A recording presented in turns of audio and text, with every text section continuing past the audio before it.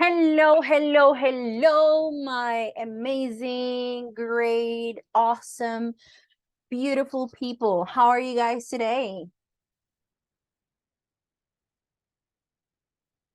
Hi, thank you. Hi, teacher. Thank you. Very well. Hi, teacher. Hello, hello, Without hello. energy. Without energy? Without energy. Oh my goodness. Why? Why is that? Do you have to work like hard all weekend, all day? Why? Didn't rest. Well, me neither. I have to say, I didn't rest at all, but I have a lot of energy because I always say, like, okay, it's Monday. I know that Mondays can be difficult, can be tough. But it's a great opportunity to start over, to start again. And sometimes I am tired. I mean, we all get tired of everything, or a particular situation. And then we're like, well, I'm lucky because so many people would love to be in my place where I am. So many people would love to do what I do. And I have the chance and I have that opportunity. So I'm lucky and I feel like I am I'm a lucky girl. So let's be positive and let's be happy about it. So my people, that's how I feel today. I feel very positive about everything in general. I feel very happy today and I want you to feel this way as well. We're going to work a lot today, guys. I know, like I honestly try to make things like easier for you because I know that sometimes after a long day you guys are tired. I totally understand. And then coming here for 3 hours to study that is it's exhausting as I said, I really admire you guys and I'm so proud of you because um I know that sometimes it's not easy, but you are here. You show up with the best attitude, with the best energy, and I really appreciate that, guys. So welcome to our session. We are having a new week. We're finishing the cycle next week, so we're almost there, guys. We're almost there. We're about to start B2.4. We have 3 more cycles to go, and then we're done. You guys are amazing, amazing, amazing. Just remember when we started in B1.1 and we're about to finish, we only have 3 more cycles to go. So I'm very happy and I'm very proud of all of you. So let's start, my people. Let's begin with our session after this short stop here of motivation. We're having our 8th class today. Today is May the 29th. We are about to finish May. We are about to finish June. And after June, it's everything, like time flies, and then we're almost there to our holidays in December. Yo digo que después de junio ya esto se acaba, ya en junio empieza a ser como el conteo de final de año, like nos quedan 5 meses, 4 meses, 3 meses, 2 meses, 1 month to finish. So we are about to start June. Punto iniciar junio, we're about to start June, and we're about to finish May, of course. Today, my people, we are going to have this session. We're going to start with a warming up activity about education crossword. And then we're going to do the grammar review about passive forms. We're going to check the activity that we left on Friday about the news report. I mean, you have to write a news story. Then we're going to do some quick practice about this topic. I'm going to be monitoring, but you're going to be working on this. And we're going to also start with another part that is particles which modify the meaning of verbs, so kind of like similar to phrasal verbs. So we're going to try to be active today during this session, covering these 2 topics. Tomorrow we're going to finish unit 6 and we're going to start our last unit of the cycle. So we're going to work hard today, okay? So let's begin with the board, with an activity that it's an educational crossword. I will open the link and share it with you. So this is education. It's an educational crossword, and you are going to click a cell or clue to begin. So a cell like this. So we have, remember that a cross is horizontal and down vertical. Okay. So number one says a class schedule. So what is that? I'm going to give you a clue. It starts with T. So what is a class schedule? So you are going to write the word, complete the word with the missing letters. This one is for timetable. If it is correct, it's going to show you the word in green. Okay. If it's not correct, then it will show you the word in red, like telling you that the word is not correct or is incomplete. And then, for example, number 5, if you want to be a doctor, you need to study what? So I don't know, maybe like medicine or something. So you're going to work on this education crossword. So remember that you need to click on the cell or on the clue. Okay. So is it clear? Is the activity clear? Yes, teacher. Okay, excellent, guys. So I'm going to share this link with you. You are going to start, and in the meantime, we're going to wait for more people to join, okay? And then I'm going to do the roll call. So please, please, please start with the activity. And you will have like 8 minutes to do it. If you finish in 8 minutes or within the 8 minutes, that's awesome. If you didn't have time, if you don't have time to finish the activity in 8 minutes, then that's okay. But the idea is to practice, to review this vocabulary. So please start. Please start. Thank you.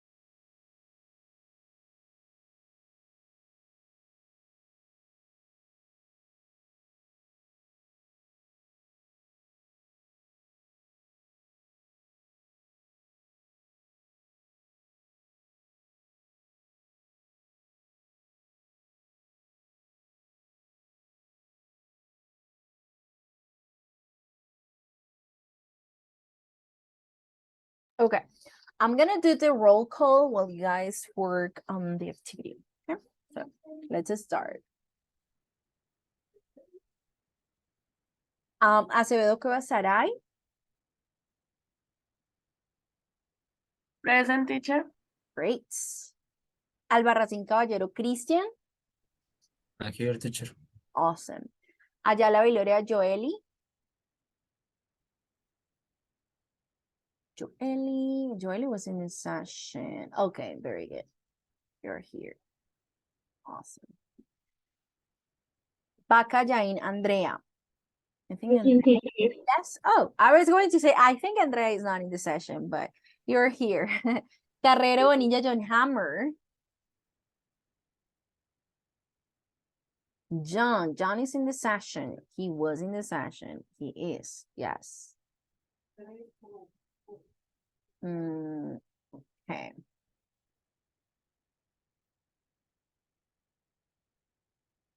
Cordero Castellanos Brian. Fonseca García Freddy. Here. Great. Liscaño Ariza Judy. I think she's not in the session yet. Lozada Díaz Diana. Present teacher. Great. Muñoz Salazar Andrea. Present teacher. Great. Pérez Ardila Natalie. Natalie. I'm here, teacher. Very good. Pinzón Linares Mayra.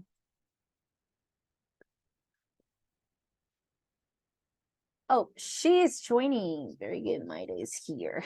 Plata Vargas Mayra. Present teacher. Great. Awesome. Rodríguez Llorente Harold. Hi, teacher. Low. Sandoval Miranda Angélica. Angélica. I'm here, teacher. Good. Awesome. Sierra Jaimes Daniela. Hi, teacher. Low. Velasco Uribe Ana María. Vera Peña Jennifer. Jennifer, she's not in the session yet, right?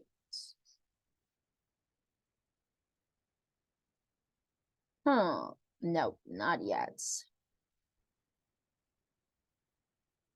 We have 1, 2, 3 people missing. Okay, awesome. Yes, Maida, I noticed you. I know that you're here, Maida Pinson. Awesome.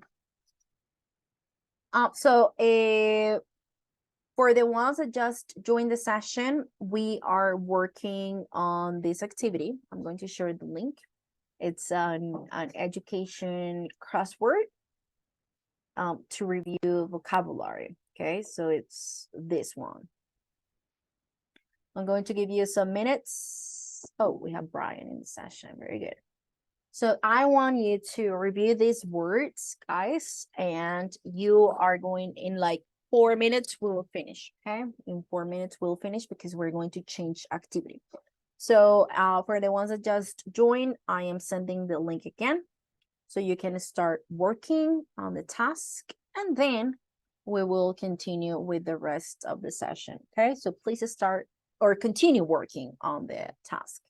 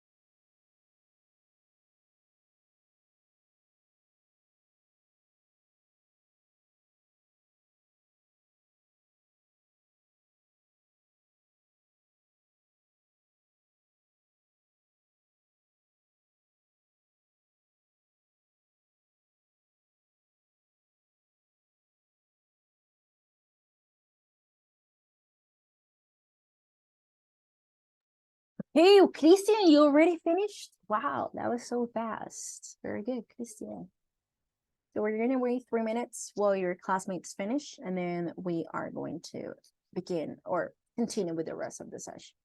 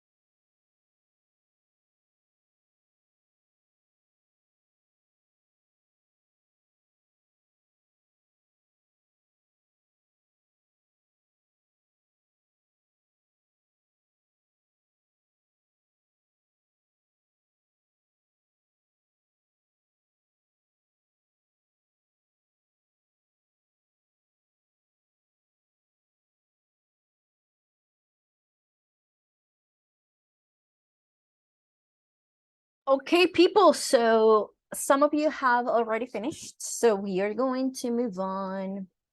We're going to continue, okay? So we are going to start with today's topic that is about passive voice and when not to use or when to avoid passive voice. So we're going to go real quick on this part, and we're going to do some practice up on it, because passive voice is not a new topic for you. I mean, you have already studied passive voice. So we are going to start here. I have a grammar presentation, I have a PowerPoint presentation about passive forms or using passive forms. So let's start here. Good.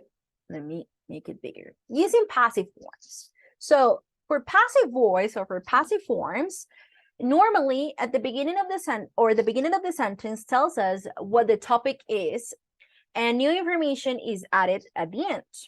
When the topic of the sentence is not the agent, the passive is used. So this is something that we already know. For example, if we have a sentence and at the beginning of the sentence tells us the topic that is already known, or it also tells us who performed the action. So for example, if I say, Gabriel García Márquez wrote Cien Años de Soledad, okay?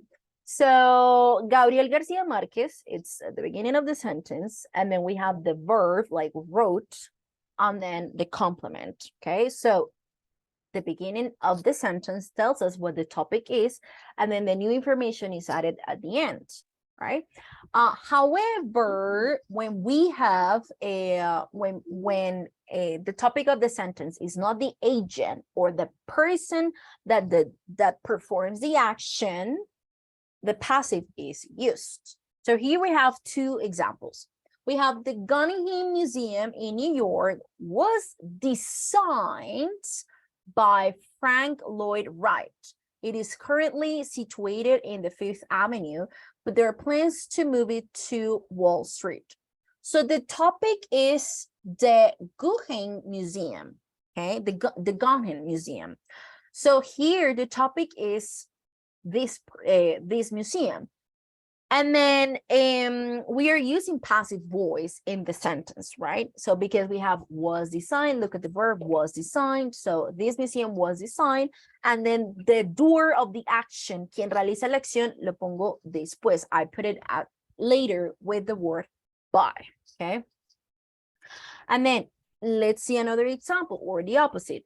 Frank Lloyd Wright designed several well-known buildings, including the Imperial Hotel in Tokyo and the Guggenheim Museum in New York. He died in 1959. So the topic here is Frank Lloyd Wright. That's why we use it or we start the sentence with it. This is an example of active voice. This is an example of passive voice. Okay, very good. We often use the passive when we want a style that is impersonal and objective. For this reason, the passive is common in academic writing and newspaper reports. Okay, so this is very common in academic writing.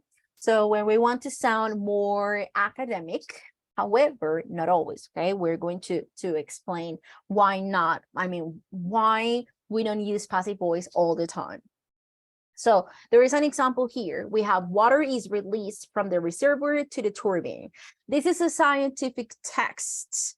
So we use passive voice here. Water is released from.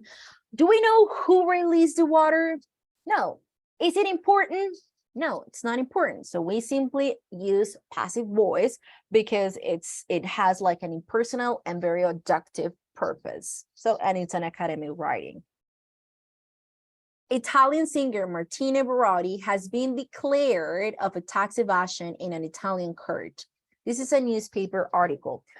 Do we know who declared Italian singer Martina Barotti a tax evasion in an Italian court? Do we know the person who did it? No, I mean, it was a judge. Surely it was a judge. Do we know who or who the judge is? We don't know. Is it important? It is not important. So usually when we want to make it like more impersonal and more objective or more academic, we tend to use, or we usually use passive voice. The passive is often avoided in less formal contexts. For example, the passive is often used with reporting verbs like believe and think. These constructions are common in formal writing. So we have people believe that Bill Gates is the richest man in the USA. So this is an example of active voice. So people believe, right? Who believe that? People. Okay, so people believe that Bill Gates is the richest man in the USA. Now, one example in the passive voice, Bill Gates is believed to be the richest man in the USA. Do we have who thinks that? ¿Tenemos quién realiza la acción o quién cree esto? No, this is very general, right? And with words like believe or think. So Bill Gates is believed to be. We can also say it is believed, se cree, it is believed that Bill Gates is the richest man in the USA. So this is again one common construction of the passive voice. Okay, very good. Are we clear so far? Vamos claro, are we good? Yes. Yes, teacher. Okay, excellent, excellent, excellent. Now, we have passive forms with be, with verb to be. Unlike active sentences, in passive sentences, the subject of the sentence is not the doer of the verb. That means the agent. So I have an example. I have someone stole my purse. Okay, so my purse was stolen. If I say someone stole my purse, I am saying that a person did it. I could say a thief, I could say Ronald, I can say Mike, I can say she, for example. If I know the person who did it, who performed the action, then I use active sentence and I place the doer of the action at the beginning. Okay, just like a regular sentence. But then if I don't want to focus on the person who did it, or I don't know the person who did it, or it's not important, then I use passive voice. So my purse was stolen. Mi bolso fue robado. It's the same like in Spanish. I can say, el ladrón robó mi bolso. ¿A quién le doy la responsabilidad? Al ladrón. Por ende, lo pongo de primero en la oración. Si yo digo, mi bolso fue robado, if I say that, si yo digo esto, mi bolso fue robado, do we know who? ¿Hago énfasis en quién lo hizo? No, I don't, right? No lo hago. Porque puede ser que ni siquiera sepa yo quién lo hizo. So I say, mi bolso fue robado. ¿Por quién? I don't know. Por alguien, right? It's unknown. Or simplemente no es importante. Quiero darle énfasis es en la acción como tal de que mi bolso fue robado. That is an important thing. Eso es lo importante. Normally, the agent is not included in a passive because it is an important, or as I was saying, it is an important or obvious who the agent is, or because we want to avoid saying who is responsible. So I say a man is being interviewed in connection with the attack. I'm not saying who, no estoy diciendo quién lo está entrevistando. I'm saying like a man is being interviewed. ¿Por quién? Por un reportero. Es algo obvio, right? Or it puede ser algo obvio o desconocido, o simplemente no es relevante. Several people were injured in the explosion. So again, several people were injured. I don't know who, no sé quién, pero sé que fueron varias personas, so several people were injured. If I know who, si quiero, o si sé quién es la persona que resultó herida o las personas, I would say Mike, Trish, and Hannah were injured in the explosion, but I don't know who, pero no sé quiénes. So I simply say several people, like several people were injured in the explosion. I don't know the agent, or I want to avoid that information, or it's not important. Okay, now, when to avoid the passive? We can avoid the passive. I mean, passive sentence can get you in trouble in academic writing because they can be vague about who is responsible for the action. I don't know if you remember when we were doing our research in university, and then we sometimes forgot or tend not to say who did the action. So, for example, both Otello and Lago desire Desmona. She's courted. So who courts Desmona? Otello, Lago, both of them? I mean, who, right? So sometimes it happens. I mean, it usually happens that when we are writing something academic, our professors would say like, okay, but who? ¿Quién dice esto? You know, so sometimes passive can get you in trouble. A veces la voz pasiva nos puede meter en problemas. ¿En qué sentido? De que a veces tenemos que decir quién fue responsable de la acción, quién creó, quién dijo esto, right? Porque esto no fue inventado por nosotros, sino que alguien más lo hizo. So we need to need to say who said this, who created that, who performed that. Entonces a veces si utilizamos la voz pasiva en textos académicos muy comúnmente se encuentra la voz pasiva, pero también nos puede dar como ideas muy vagas, right? So it's important, es importante mencionar quién o simplemente evitar usar la voz pasiva, okay? In academic writing often focuses on differences between the ideas of different researchers or between your own idea and those of researchers you are discussing. Too many passive can create confusion. Entonces, muchas oraciones en voz pasiva pueden ser confusas, pueden crearnos confusión. Nos podemos perder mientras leemos. So if you remember on Friday that we were doing the writing task and I said, guys, you're going to report a TV news, right? You're going to report some news. However, do not use passive voice for every single sentence because that is weird. It's not very common. That can be tiring. La gente se puede cansar de leer voz pasiva todo el tiempo, passive, passive, passive, and they will be like, oh, like who is saying this? ¿Quién dice esto? Pero ¿quién hizo esto? Who? You know? So try not to use, or the idea is not to use every single sentence in passive voice because that can be problematic. For example, research has been done to discredit this theory. Who did the research? You, your professor, another author. So this can be problematic. Esto nos puede traer problemas. If we say research has been done to discredit this theory, ¿cuál? ¿Quién? ¿Tú, tu profesor? ¿Otro autor? Like who? Like, do not leave this. No dejen esas respuestas o esas oraciones tan vagas al utilizando voz pasiva. Some students use passive sentences to highlight holes in their research. It could be, for example, telephone was invented in the 19th century. I couldn't find out who invented the telephone. No pude encontrar quién lo hizo, so I say telephone was invented in the 19th century. So that is a very vague sentence. Es una oración muy vaga, ok, la construcción está correcta. However, no me da mucha información si lo que quiero incluir es información de quién lo hizo y demás. Finally, passive sentences often sound wordy and indirect. They can make the reader work unnecessarily hard.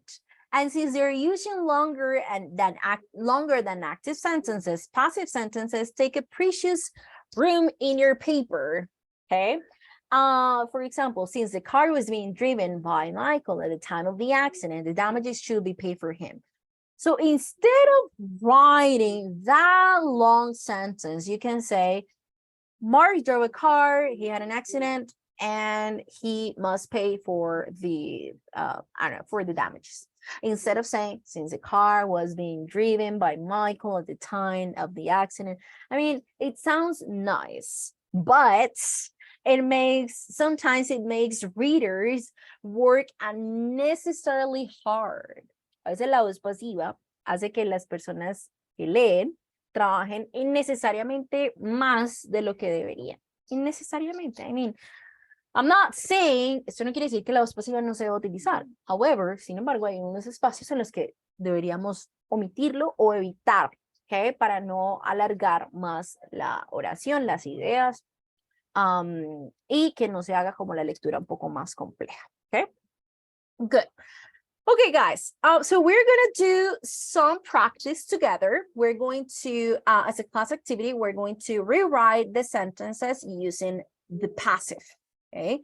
So I am going to give you guys a couple of minutes for you to understand the sentence, for you to try to do it, and then together in class, I mean, together as a class, we are going to check it, okay, or check them. Is it clear?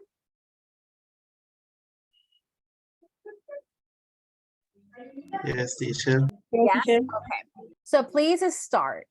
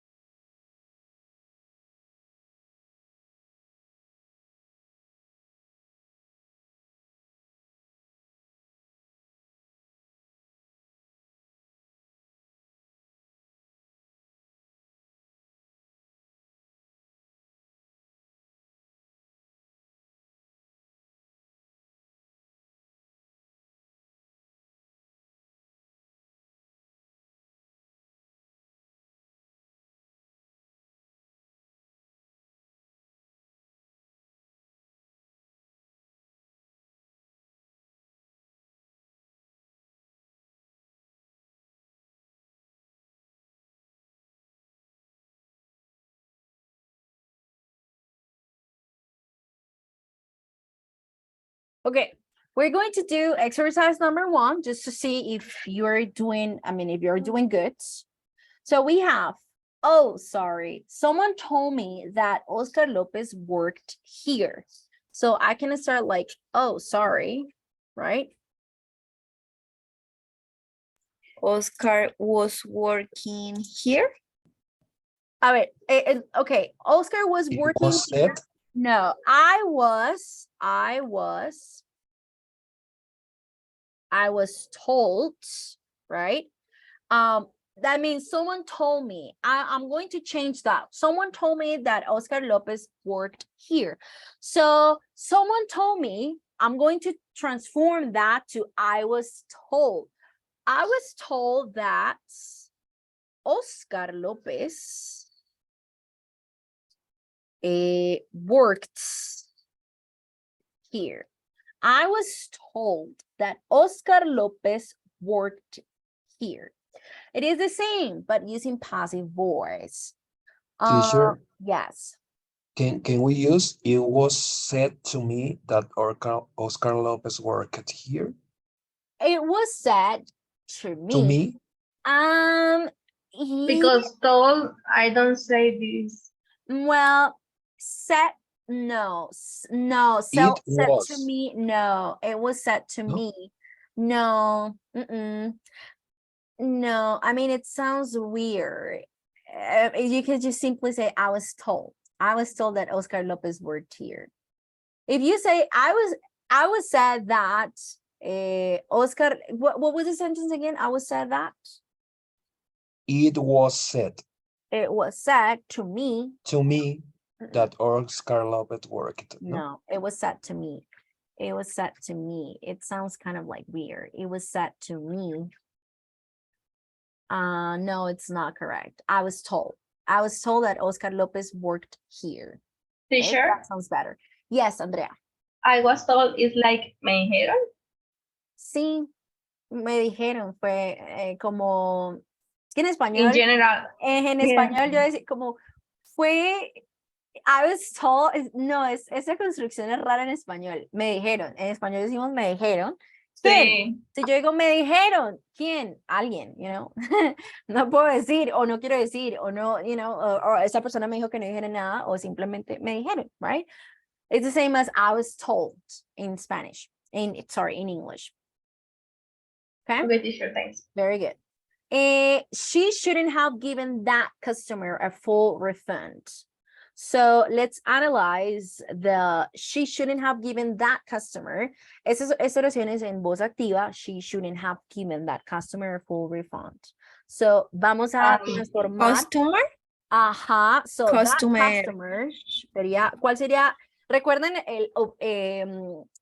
¿se acuerdan la imagen que yo les envié el viernes de la transformación de subject, verb, object, que el objeto de la oración pasa a ser el nuevo sujeto?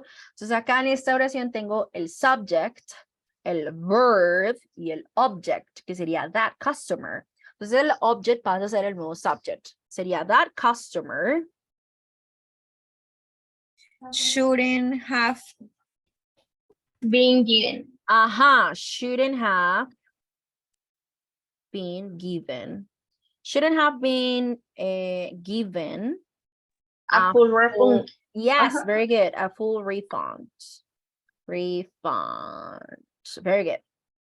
That, yes, Angelica. Teacher, sorry, can you repeat again the explanation about this point? Like subject, verb, object. Yeah, and also the exercise 2. Yeah.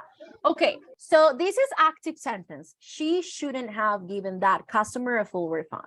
So first of all, that is a complex sentence. Primero que nada, eso es una oración compleja porque tengo el shouldn't have given, que esto es una situación en el pasado, right? Y utilizamos este verbo modal. Entonces es una construcción que de por sí es compleja en cuanto a lo larga que es, right? She shouldn't have given. Es una oración activa. Ella, lo pongo de primero, right? Ella viene siendo el sujeto de la oración, she. Ahora, todo el verbo, que sería shouldn't have given, toda esa construcción verbal. Ahora, tengo sujeto, verbo, objeto. ¿Cuál es el objeto de la oración? That customer. El objeto es quien recibe la acción, right? Entonces sería that customer. Y luego, pues, un complemento en caso de que haya sujeto, verbo, objeto. Eso es como la construcción básica de una oración. Eso es en voz activa. Ahora, para la voz pasiva, lo que yo hago es como ese intercambio, right? El que era el objeto de la oración pasa a ser el nuevo sujeto. Entonces, sería, she shouldn't have given that customer, ese cliente, that customer pasa a ser el nuevo objeto de la oración. That customer, tengo que mirar cuál es el tiempo verbal de la construcción de la voz activa y utilizarlo de cierta manera en la voz pasiva.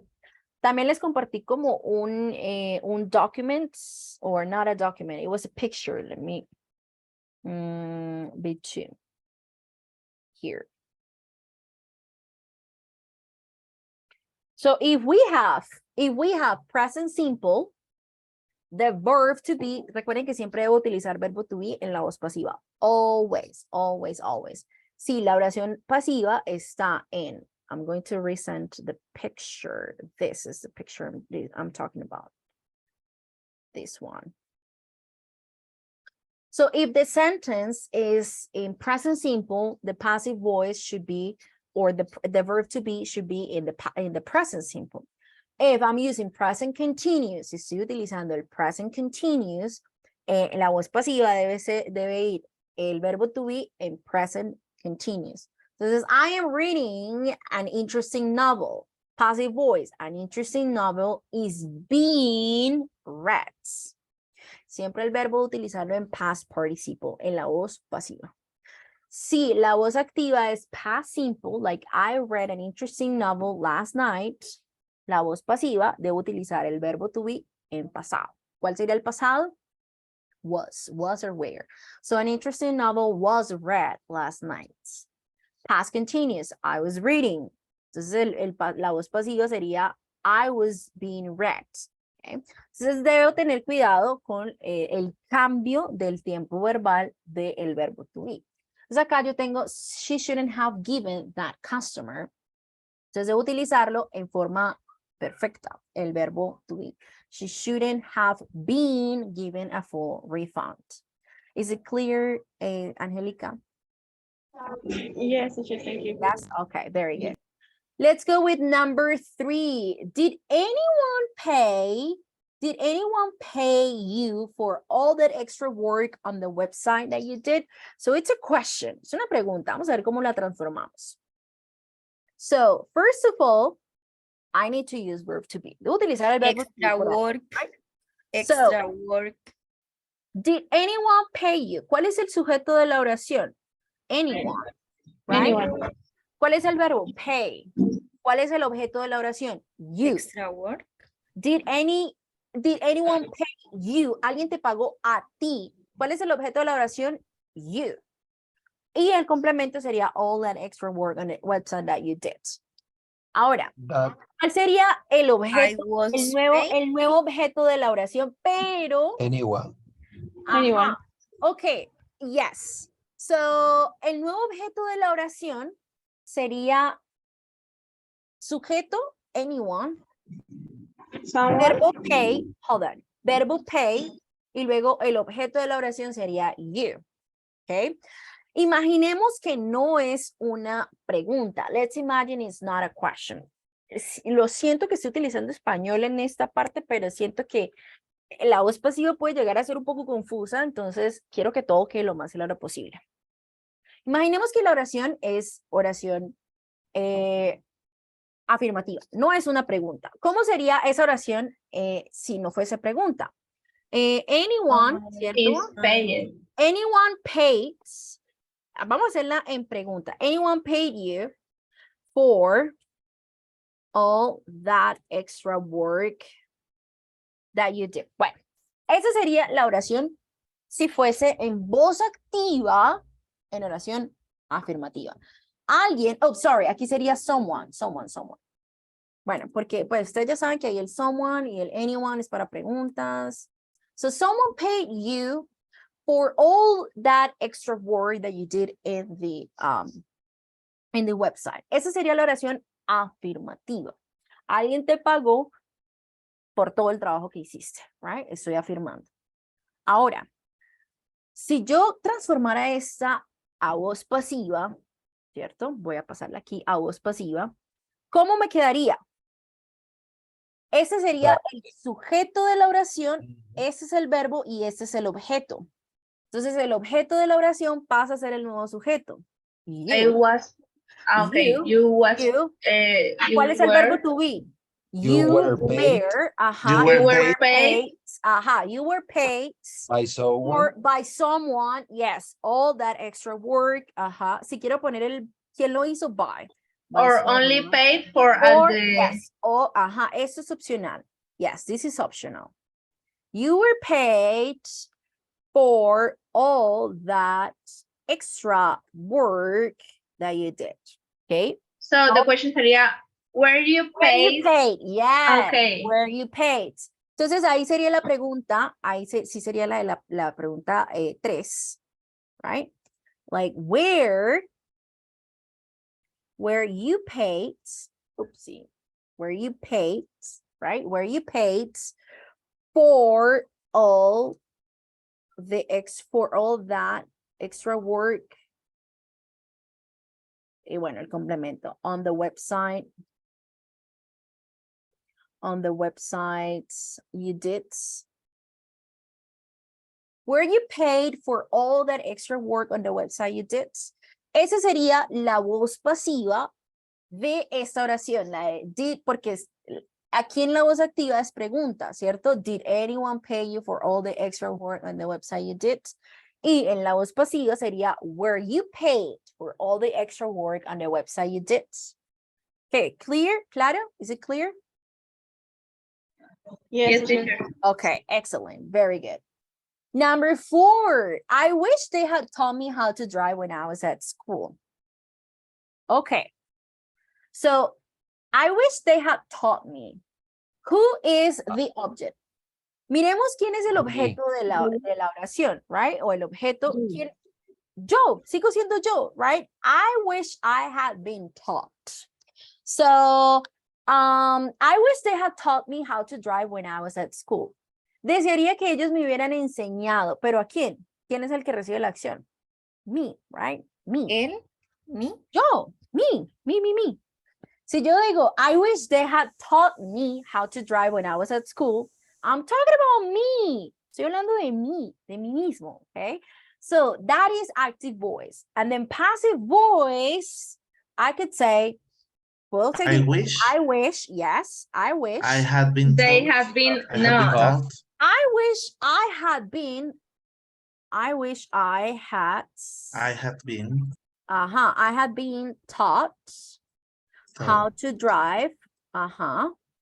When I was at school. at the school. Yes, at school or when I was at school. Okay. I wish I had been taught how to drive when I was at school. That is passive voice. I wish I had been taught how to drive. So, am I saying who? ¿Estoy diciendo quién? No, I mean, it doesn't matter. Me interesa, it doesn't matter here.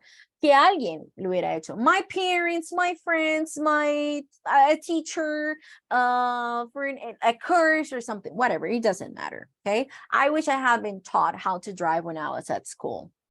Let's go with the next one. Although they offered me a better deal, I still decided to change phone company. That is active. Voz activa. Although they offered me, so ellos me ofrecieron. So although I was offered. Yes, very good. Although I was offered, so it's similar al anterior. They offered me. ¿Quién es el que recibe la acción? Me. Yo, right? So although entonces la voz pasiva sería I was. So offered. what is the sense? The tense, they offered me. Past simple.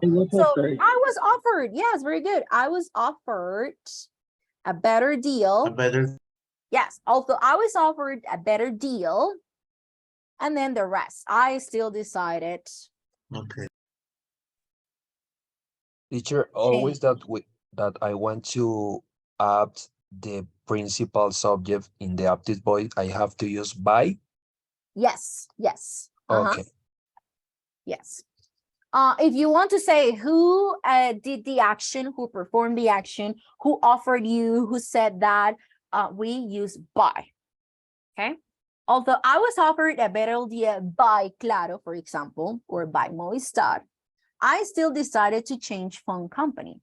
Good. Let's go with number 6. Let's analyze the sentence for number 6. I have, they sent the wrong email to hundreds of people because of a computer error. Maybe The our wrong email. The wrong The wrong email email was was sent. sent to hundreds of people because of There. a computer error. Excellent, guys. Excellent. So in active voice, in voz activa, we have, they sent the wrong email. So what is the subject? El sujeto de la oración sería they, el verbo sent, and then the object. ¿Cuál es el objeto de la oración? The wrong email. So now, in the passive voice, en la voz pasiva, the object becomes the subject. El objeto se convierte en el nuevo sujeto. So that will be the wrong email And then we have en la voz activa de las 6, they sent. What is that? Past simple, right? Pasado simple. Was sent. So the Was wrong sent. email was sent. Very good. Was sent.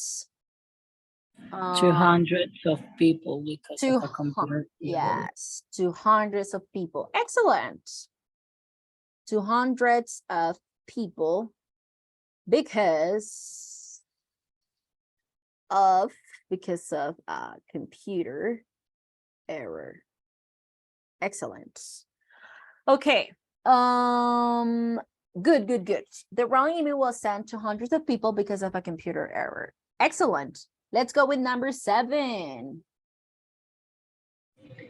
In the event of a delay, In the event of a delay, we will give passengers a voucher for a free snack and drink. So in the event of a delay, right? In the event of a delay, what? passenger will be gave. Will Sorry, will be given. Will be Excellent. given Excellent. We'll be giving a voucher for a free snack and drink. Excellent. So let's analyze the sentence. We will give passengers a voucher for free snacks. What is the subject of the sentence? We, right? We. The verb will give, futuro will give. ¿A quién? ¿Quién es el objeto? Passengers. Okay. And then el complemento. A voucher for a free snack or drink. Now active passive voice. So passengers. Verb to be. ¿Cómo debo conjugar el verb to be? Will be. Will be. Yes, will be given. Excellent. Passengers will be given a voucher for a free snack and drink. Excellent. Excellent. And the last one. Okay, it's a question. So it can be tricky, como la number 3, que era una pregunta que tuvimos que desmenuzarla. What kind of questions were you asked at the interview? What kind of questions did they ask you at the interview? So again, the active voice activa. What kind of questions did they ask you at the interview? So what do you think? What kind of question Were you asked? Very good. What kind of questions? Of the interview? Where you asked at the interview. What kind of questions were you asked at the interview? Okay, very good. Excellent, people. Oh, somebody said something here in the chat. Teacher, you have explained this topic in an awesome way. Thank you. Oh, thank you very much, Hannah. I appreciate it. Thank you. It makes me happy. It makes me happy that now you are clear with this topic because it can be a little tricky, you know, because sometimes it can be like, oh my God, what is this? But I'm happy that now you are clear with this topic. Excellent. Thank you very much. Thank you. Guys, do you have any questions about this? It makes me happy. Do you have any questions about passive voice? I mean, in this. Teacher, I have another question, but it's about the attendance. Did you already call the attendance? Because I did, but I knew that you were in the session, so I called. Yeah, teacher, I'm sorry. No, it's okay. Actually, I'm going to. Me too, teacher. Hold on. Sorry. Julie, right? Is that your Yes, voice? Yes. Sorry. I recognize your voice now. Okay. And then also Brian. Brian, are you here? Yes. Yes, teacher. Good. So all of you are here. All of you are here in the session tonight. That's awesome. People, we are going to check your writings from Friday. We were working on a news report, so I want to see that. And we have only 2 groups, right? We only have 2 groups. Yes. So if group number 1, if you are willing to share your screen, we will appreciate that. We can check your news report and then I can give you feedback of, writing in case you guys need, or you can read it. If you prefer just to read the news report, that's awesome. Okay, so let's check that activity that we were working on Friday.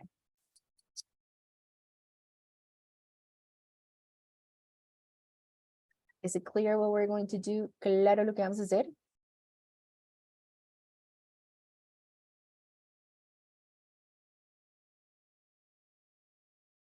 Yes or no? Sorry, teacher, can you repeat? Of course. So on Friday, we were working on this task, right? Class number 7, this reporting and news story. We're working on it. So now it's gonna be your turn to show. Did you finish the task or do you need like 5 more minutes to finish? Teacher, I guess that maybe in my group it's done. You already That finished? activity. Okay. Yes. Okay. What about this group? Did you guys finish?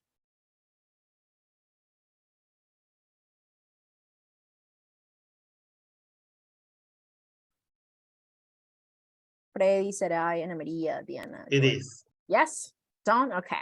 So we're going to start with this group. I am going to ask one person from group number 1 to present the news. Okay, so we have Harold, Andrea, Natalie, Brian, and Andrea Baca, Andrea Munoz, and Mayra Pinzon. So let's go with Andrea Baca. Andrea, can you please talk about and present or report the news that you and your group wrote about?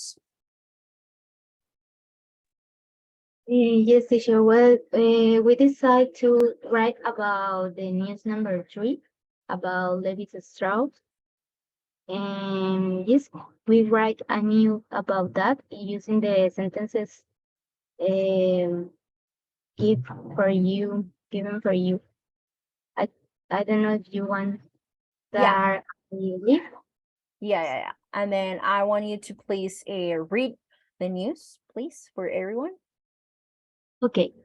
A long time ago, people didn't know what they could wear when going out. To others that need in 1872, a useful garment was designed. They were called jeans.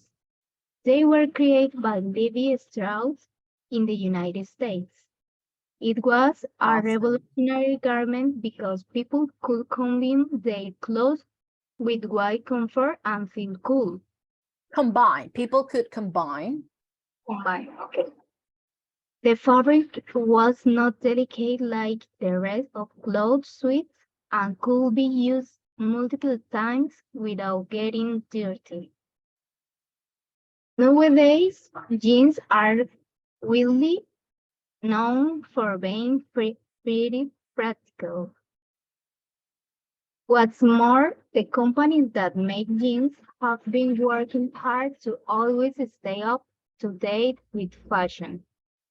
For that reason, we can find a range of styles and colors in their designs. Over the years, brands like Levi's, Calvin Klein, American Eagle, and Frame have even started producing different styles in order to attract more people. In fact, the most recent innovation from Levi's is to create some snowboard-related jeans.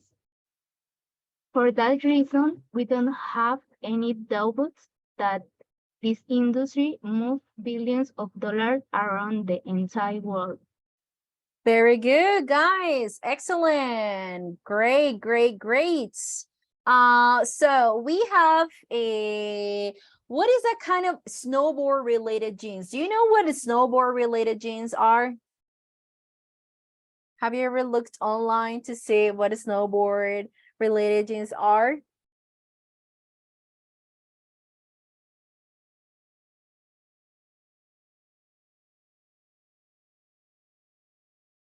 Do you know? Teacher, when we No, I were know. doing that, we Google it. You Google. What do you think about those? Do you think that they're old fashioned already, or they were never real, or what do you think of them? Would you ever wear one of those, or never, or Teacher, if I think that maybe it's freezing outside, I have to use it. if it's But freezing outside? despite of the yes, despite of the I don't know how to say la moda.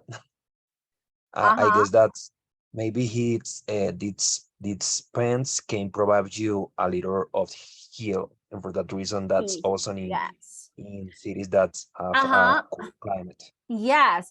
So for example, in other countries, like in the United States, a new fashion trend for sure. In the United States, when it's winter, I don't know if you have ever had the chance to visit another country during winter time.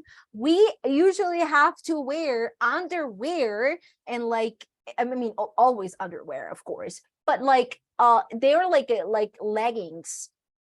And then and then we also have to wear these comfy leggings that are a it's like two leggings. So the first one is for like underwear.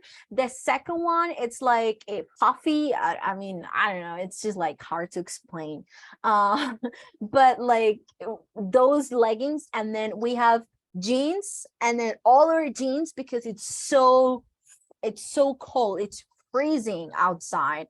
And so when it's winter time, we usually wear a snowboard jeans, kind of like similar to when you are going snowboarding, because they don't get wet, and then you don't get wet. So those are special for for cool places for sure, but not very nice, not very stylish, to be honest. Very good. Group number one. Excellent, excellent, excellent. And now let's go with group number two. We have Freddy, Sarai, Ana Maria, Diana, and John. So Ana Maria, my dear Ana Maria, can you please talk about your news, the news that you guys wrote about?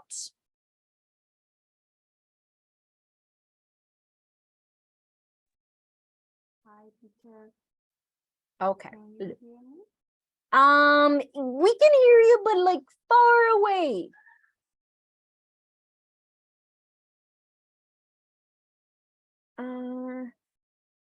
Yeah. Can you talk again, please, to see if it's better now?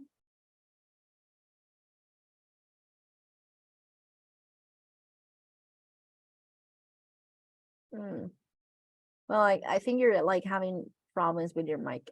Frey, do you want to present or talk about the news that you wrote? Yes. So it was about Parliament passes a new law on child protection with focus on children's education. In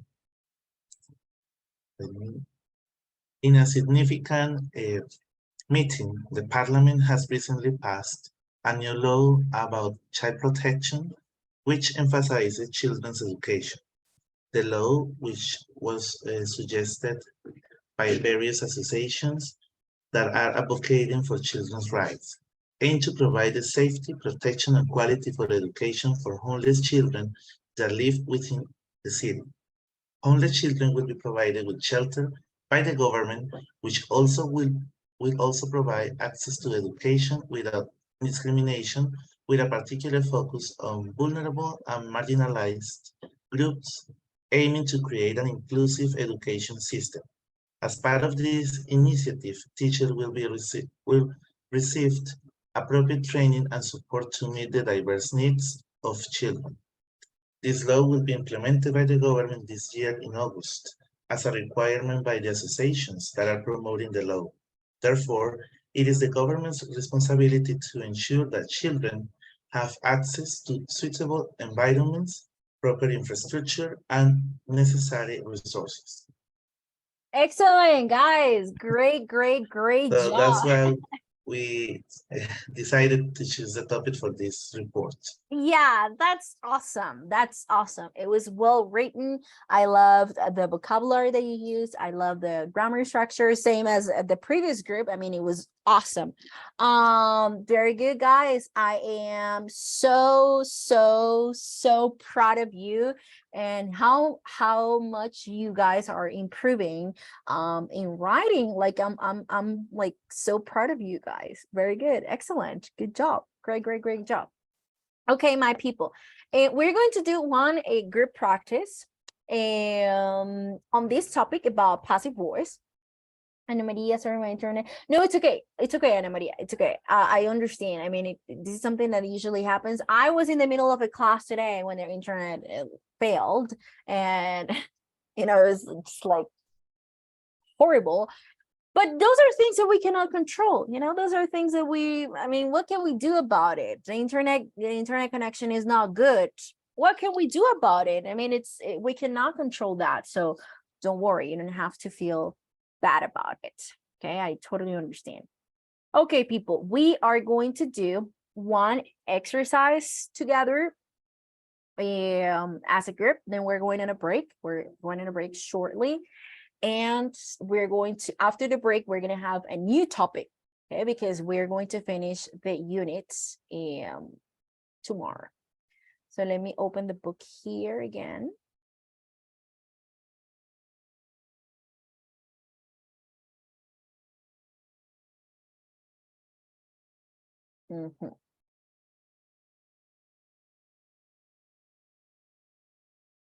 Okay.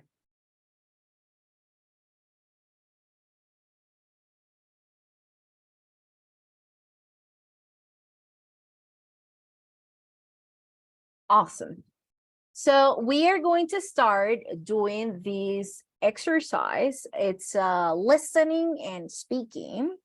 And we have people talking about their different experiences of education, which is something very interesting because it depends on people's experience and they have different opinions and different experiences of education. So we are going to read them. Okay. The first one, Harold, can you please read number 1 and number 2? Discipline was strict. There were lots of rules. My education helped to make me self-motivated and able to learn things for myself. The whole experience made me and a lot of other people feel rather aimless. Okay, very good. Frey, can you please read the next 2 sentences?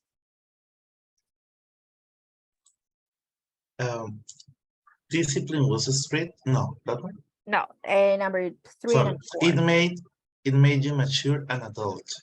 The approach was very traditional. Lots of rote learning and tests. Very good. What is the meaning of rote learning? What do you think it means? Rote learning. Take a look at the context. Do not Google. if we have, the approach was very traditional. Lots of rote learning, because this is something that it usually happens. For example, if you were in the middle of a memorize? I don't know. Okay. So we are going, let's imagine that you were in the middle of a test. You cannot use Google. You cannot use your dictionary. You cannot use your cell phone. You have no idea what the sentence or what that word means. You can sometimes identify the meaning of a word just by the context. The approach was very traditional, lots of rote learning and tests. So based on this, boring, it could be okay, traditional, but they have learning and tests. So Harold has an idea, like boring. Anybody else? Do you have another option? Frey, what did you say? Like it was like learning by heart. I don't know the traditional way, like memorizing. Memorizing, yes. Rote learning is memorizing, learning things by heart. By heart, it doesn't mean like aprendérselas de corazón. No. Learning things by heart is memorizing things, aprendérselas de memoria, okay? So the approach was very traditional, like very old-fashioned. We don't learn things like that anymore. We don't memorize things because what is the bad thing about it? ¿Qué es lo malo de aprenderse cosas de memoria? What do you think? Like in your experience, what happens when you learn Usually, if I something by have heart? to do something like that, I don't want to study You don't want to because I study. think that's annoying to me, and I Uh-huh. want to learn something in a different way, maybe in practice way. In a Okay. practice way. You like the practice. Excellent. And then what happens, for example, at school when you were studying, you learn, memorize something by heart and you repeat. What happens? Like if you forget like a word or a phrase, maybe you are going to forget everything. Everything, right? You're like, oh, I forgot that word. Oh, then you forgot everything. It happens. So rote learning is not something good. It usually happens, for example, when I have students that are just starting to learn English, and verbs are usually very problematic for them, for everyone. When we were studying a new language, when we were studying English at the beginning, we were like, oh my God, how many verbs do I have to learn? And it was a lot. And sometimes teacher would say like, okay, I have a verb, like I'm going to grade or I'm going to evaluate these verbs next class. Well, what was the first thing we did? Learning the verbs by heart just to get a grade.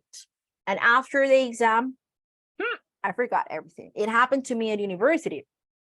I had a teacher, a professor at university, and he would quiz us every single Friday, phrasal verbs.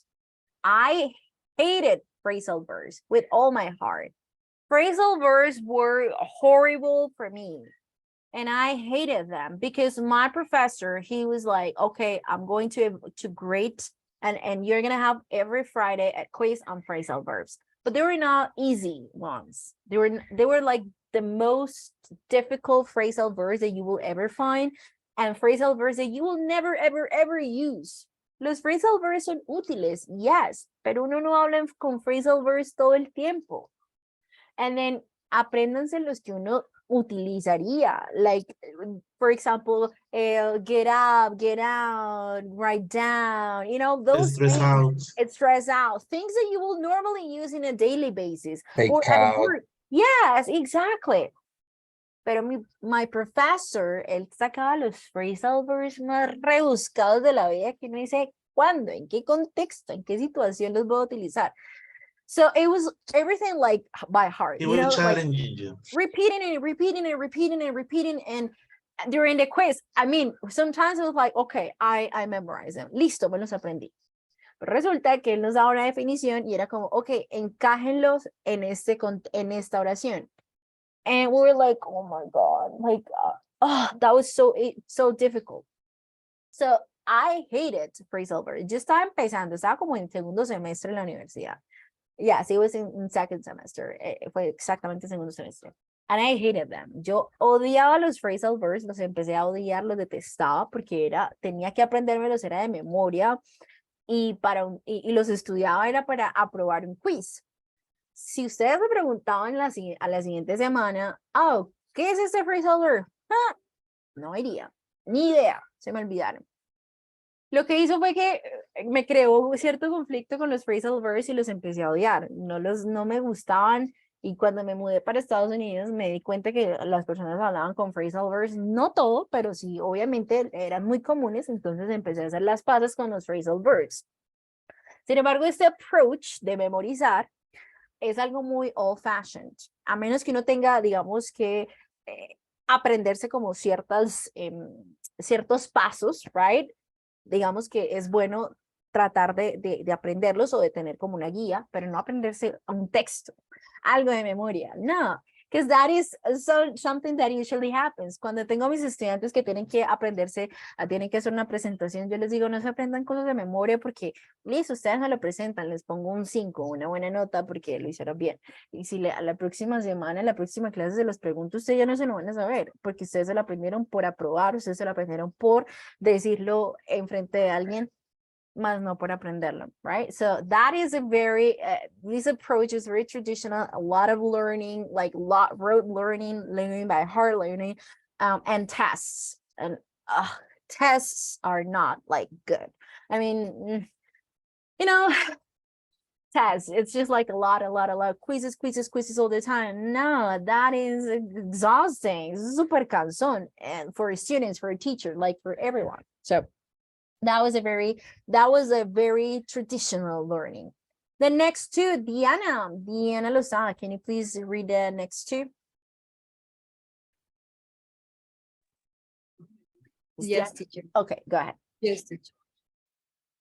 And this one, my education. Yes. My education was very well-rounded and gave me a broad outlook on life. Okay, very good. And the next one?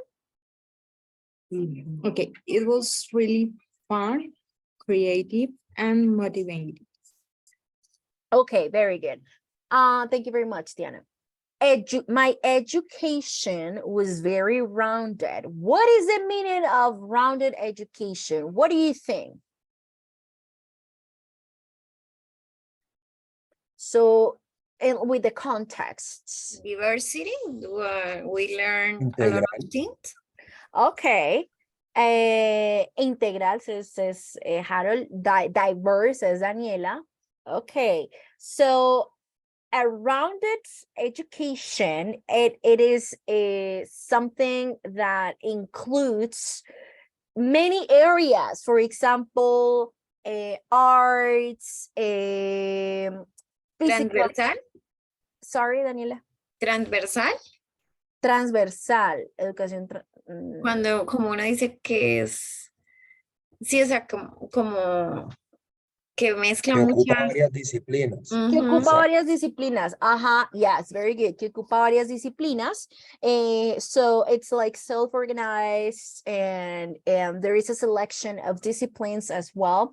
So, or for example, when people receive education from home, from tutors, different tutors. So usually they have tutors that teach them arts, and then another person that teach history, that teaches history, you know. So that's a well-rounded, and it gave me a broad outlook of life. Okay, good. Okay, fun, creative, motivating, excellent. Daniela, can you please read the next one? I think it was really fun, creative.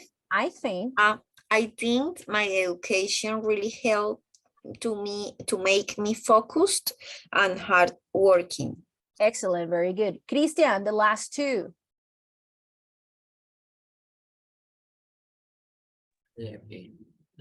Bullying was a real problem at my school, and we didn't learn that much that was useful in real life.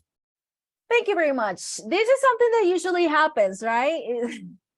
Those subjects that didn't teach real things, like real life problems. So I agree that we should not be taught, for example, religious at school, and we should not be, or we should be taught, for example, Excel, you know, things we will normally use in the real life, in the real world. What else do you think that it should be taught at school? Finances, for example. Personal finances. Personal finances, yes. That will be like awesome. What else? Emotional intelligence. Let's be honest. Emotional The intelligence. majority of the students in high school didn't want to take maths. They want to take personal finances. They don't want, or they want, sorry. No, they don't want to take maths. They don't want to take math. If right now you give all the school the option, choose your assignatures, the big majority wouldn't choose maths if they have the option. Why shouldn't? Yeah, I in mean, person yeah, about yeah, yeah, movies. yeah, yeah. That can Besides useful, happen. but let's be honest, that wouldn't happen. Like I mean, why students but would those take are it. those are subjects. I mean, those are subjects that could be optional. It's like in other countries, for example, in the American education, they have subjects that they can take, for example, that are extra. They can take, for example, accelerated math. If you're very good at math, if you like math, then you take accelerated math. That means like deeper math. Es como una matemática más avanzada. And they can do that. If you like, yes, like electivas. So there should be like the option for people to choose. I would have liked to take a religion. Mis clases de religión era un libro, lea algo y complete unas preguntas. That was boring. Yo en 11 perdí religión, like, to be honest. Yo perdí religión because it was that. Yo creo que fue una materia que perdí en 11 porque era, Dios mío, like, ¿quién pierde religión? Me. I failed that. Perdí religión. ¿Por qué? Porque era Me. súper aburrido. Mayra, ¿y Osa? Yes, twice. Yo No, perdí religión, o sea, eso es el colmo. Eso era como, no, le faltó por perder. Yo siempre fui una estudiante muy aplicada, no es por echarme flores, pero siempre fui una estudiante muy aplicada, pero perdí religión porque era qué pereza tener que hacer algo del libro. No presenté ninguna actividad y obviamente pues lo perdí. ¿Cómo hacía para recuperarla? Hacer las actividades. Ok, igual tuve que hacerlas, pero, like, those subjects, esas materias que no le enseñan a uno nada, absolutamente nada. No quiere decir que la religión no sea importante, la religión es importante para las personas quienes son creyentes, a algunas personas la religión es muy importante y obviamente eso es válido y respetable, pero algunas personas dicen como, ay no, qué pereza la manera de cómo se lo, o como de pronto si soy de otra religión y me quieren meter estas, it's problematic. So people, we're going to break. Vamos al descanso, okay? We're going to break. We will continue at 7:40, 7:42, okay? So see you shortly. Ya nos vemos. Thank you.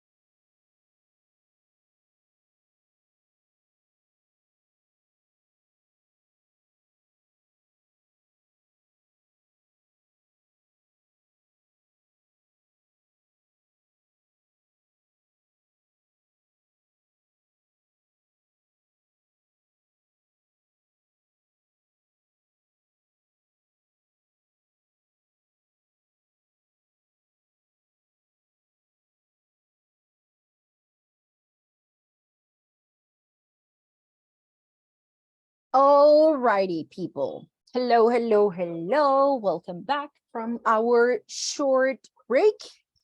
So we after right before the break, we were talking about these people that they have some comments, right? So we are going to everybody in the waiting room. Okay, very good. We are going to listen to the first two speakers that are Gina. She attended a stage school until the age of 14. Steve went to boarding school from the age of 8. Eva went to a French bilingual school, and Lester was educated at home by his parents. So we are going to take a look at what attended stage school. What do you think attended stage school means?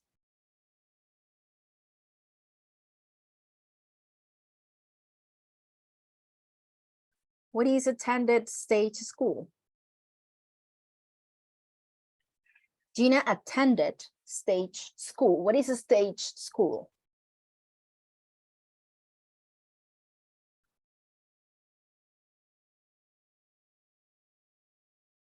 Any ideas? No ideas? Nope, no idea.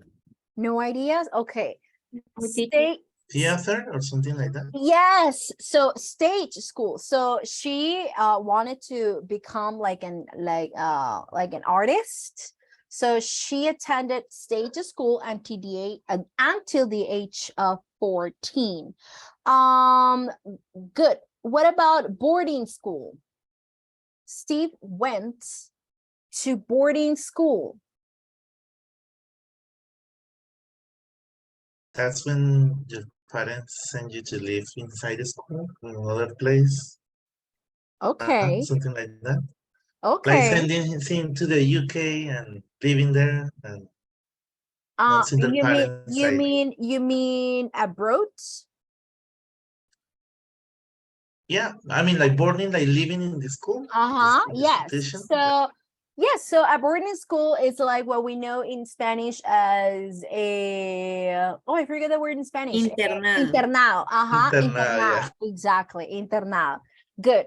Eva went to a French American bilingual school. Well, we understand what it is. And Lester was educated at home by his parents. This is something that sometimes parents want to do with their kids for many reasons, so they sometimes they educate the kids at home, and it's usually by the parents or by tutors. Okay, but mostly parents do that if they don't have the money to pay for tutors. I mean, if they're rich and they have the money to pay teachers, to do their jobs, and they do that. But if they don't have enough money to do that, because that can be expensive, so parents usually do that. Okay, so kids are educated at home by parents. Okay, so we're going to listen to the first two speakers that are Gina and Steve. And we're going to make notes about the questions below. The first one is, what was their education like, and in what ways was it unusual? And number two, what were the good and bad aspects mentioned? Okay, so we're going to try to answer these two questions. So make notes, please, in a piece of paper. I want you to make notes on this. Is it clear, guys? Very clear. Very clear. Okay, excellent. Let's start. Unit 6, Recording 2. 1. I actually went to theatre school from about the age of 10. And for people who don't know, you basically are at a school like anybody else, except for during the day, you'll do your academic classes and then you'll switch to a vocational class. So you may do an English class and then do singing, and then come back after lunch and do ballet, and then finish off with French, for example. So that's how it works. I didn't board there. And I was there till I was 14. And I would say the best things about it is that you have an amazing time. If you love everything about, theatre and acting and showbiz, then you have the time of your life, and I absolutely did. There's very little bullying because bullying usually happens when people don't see eye to eye, and we all had the same sort of goals. And other positives were that you become incredibly mature very quickly. You're earning money for what you do. So your friends at normal schools are doing what normal kids tend to do, and you'll be working professionally instead of doing a school show. You'll be getting paid for yours, and I generally found that was a really good thing. It makes you grow up. On the other hand, you could criticize it for being perhaps too worldly wise and making you too grown up too quickly. Perhaps I know that some people felt that they lost a bit of their childhood, and worrying about work and getting auditions. There's plenty of time for that. So that was one thing. And I think also that some children were there that didn't really want to be there. Their parents wanted them to be there, and that's kind of awful. If that was the case. And I also think that you can argue that in some of these schools, your education suffers a little bit because really everybody's far more interested in the singing and the drama and the dancing than they are doing their English and maths and stuff. So I think that about sums it up. 2. So, yeah, my education was quite unusual compared to other people, perhaps because I went to boarding school. And I actually went to boarding school from the age of 8. It was a very traditional school. So there were lots of rules and regulations and traditions. And we had sort of a very old-fashioned uniform. There was a lot of... it was... a very, very busy schedule. We had almost no free time at all. There were classes all through the day, and some afternoons there was sport or there was music. And at the weekends we also had things like we had classes in the Saturday morning, usually sport in the afternoon. And then on Sunday, we used to have the church service, and then there'd be more music.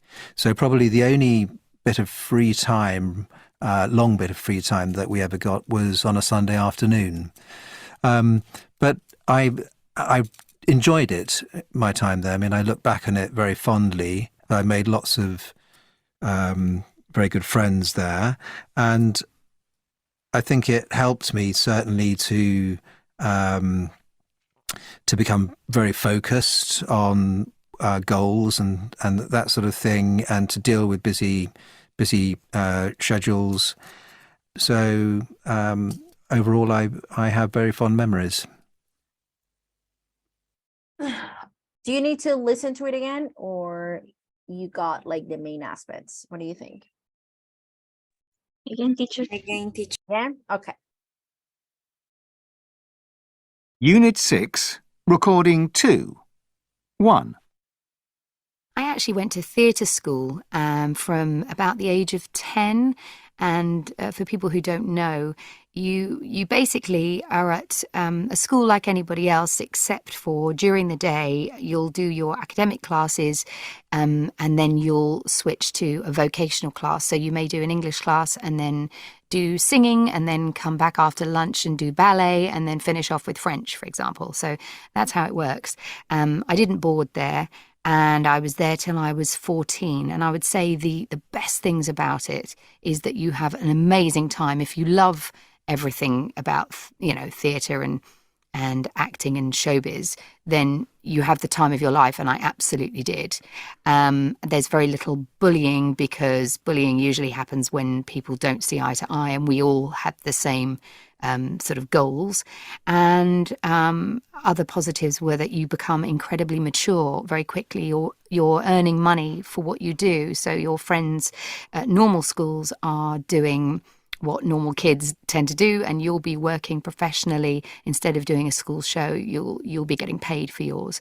And I generally found that was a really good thing. It makes you grow up. On the other hand, you could criticize it for being perhaps too worldly wise and making you too grown up too quickly. Perhaps I know that some people felt that they lost a bit of their childhood, and worrying about work and getting auditions. There's plenty of time for that.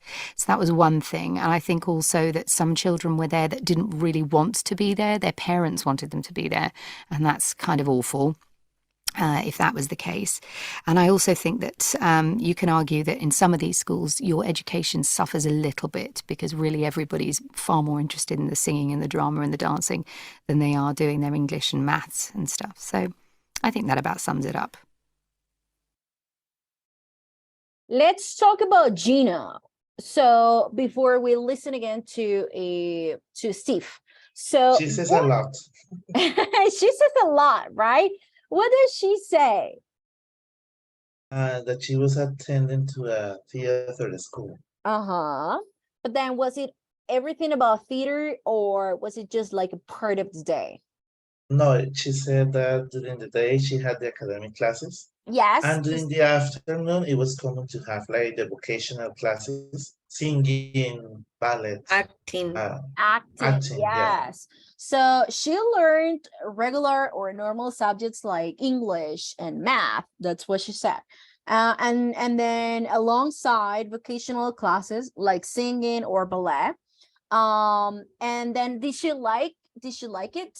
What did she say about this? She liked it because she did amazing activities, like we said before.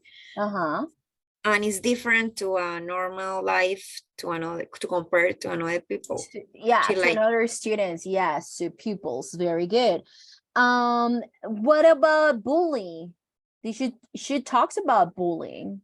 That is normal suffer bullying when you are in an environment with people who had the same goals, she said. Yeah.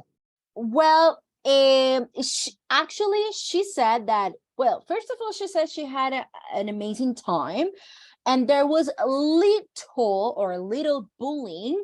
She thinks that she, because, for example, in that kind of a school, people tend to have the same interests or the same likes and desires or goals, maybe.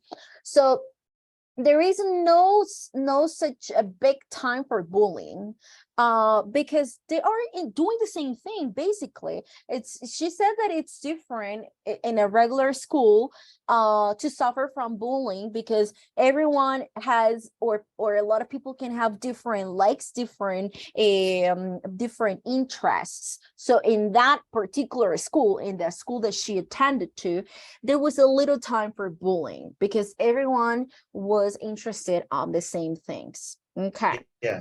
Yes. And then she also said that it was not good for some of the children that were forced to attend to the theater classes because they didn't have the interest. It was because of the parents.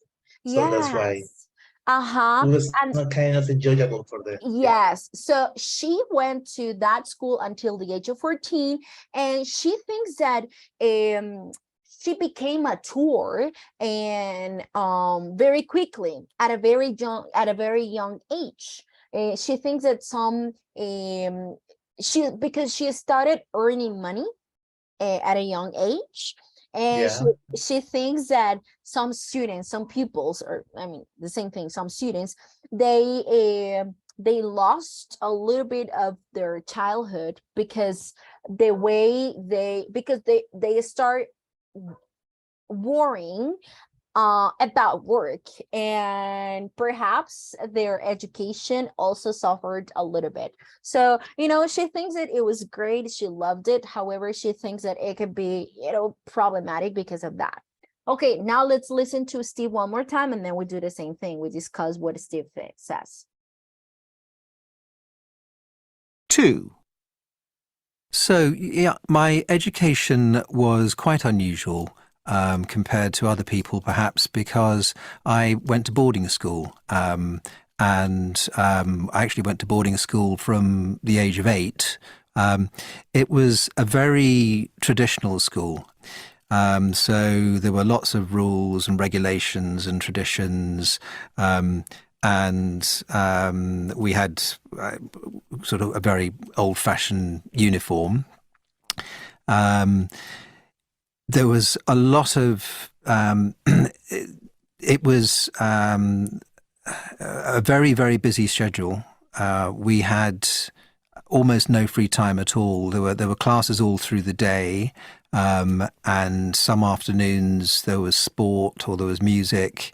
And at the weekends, we also had things like we had classes in the Saturday morning, usually sport in the afternoon.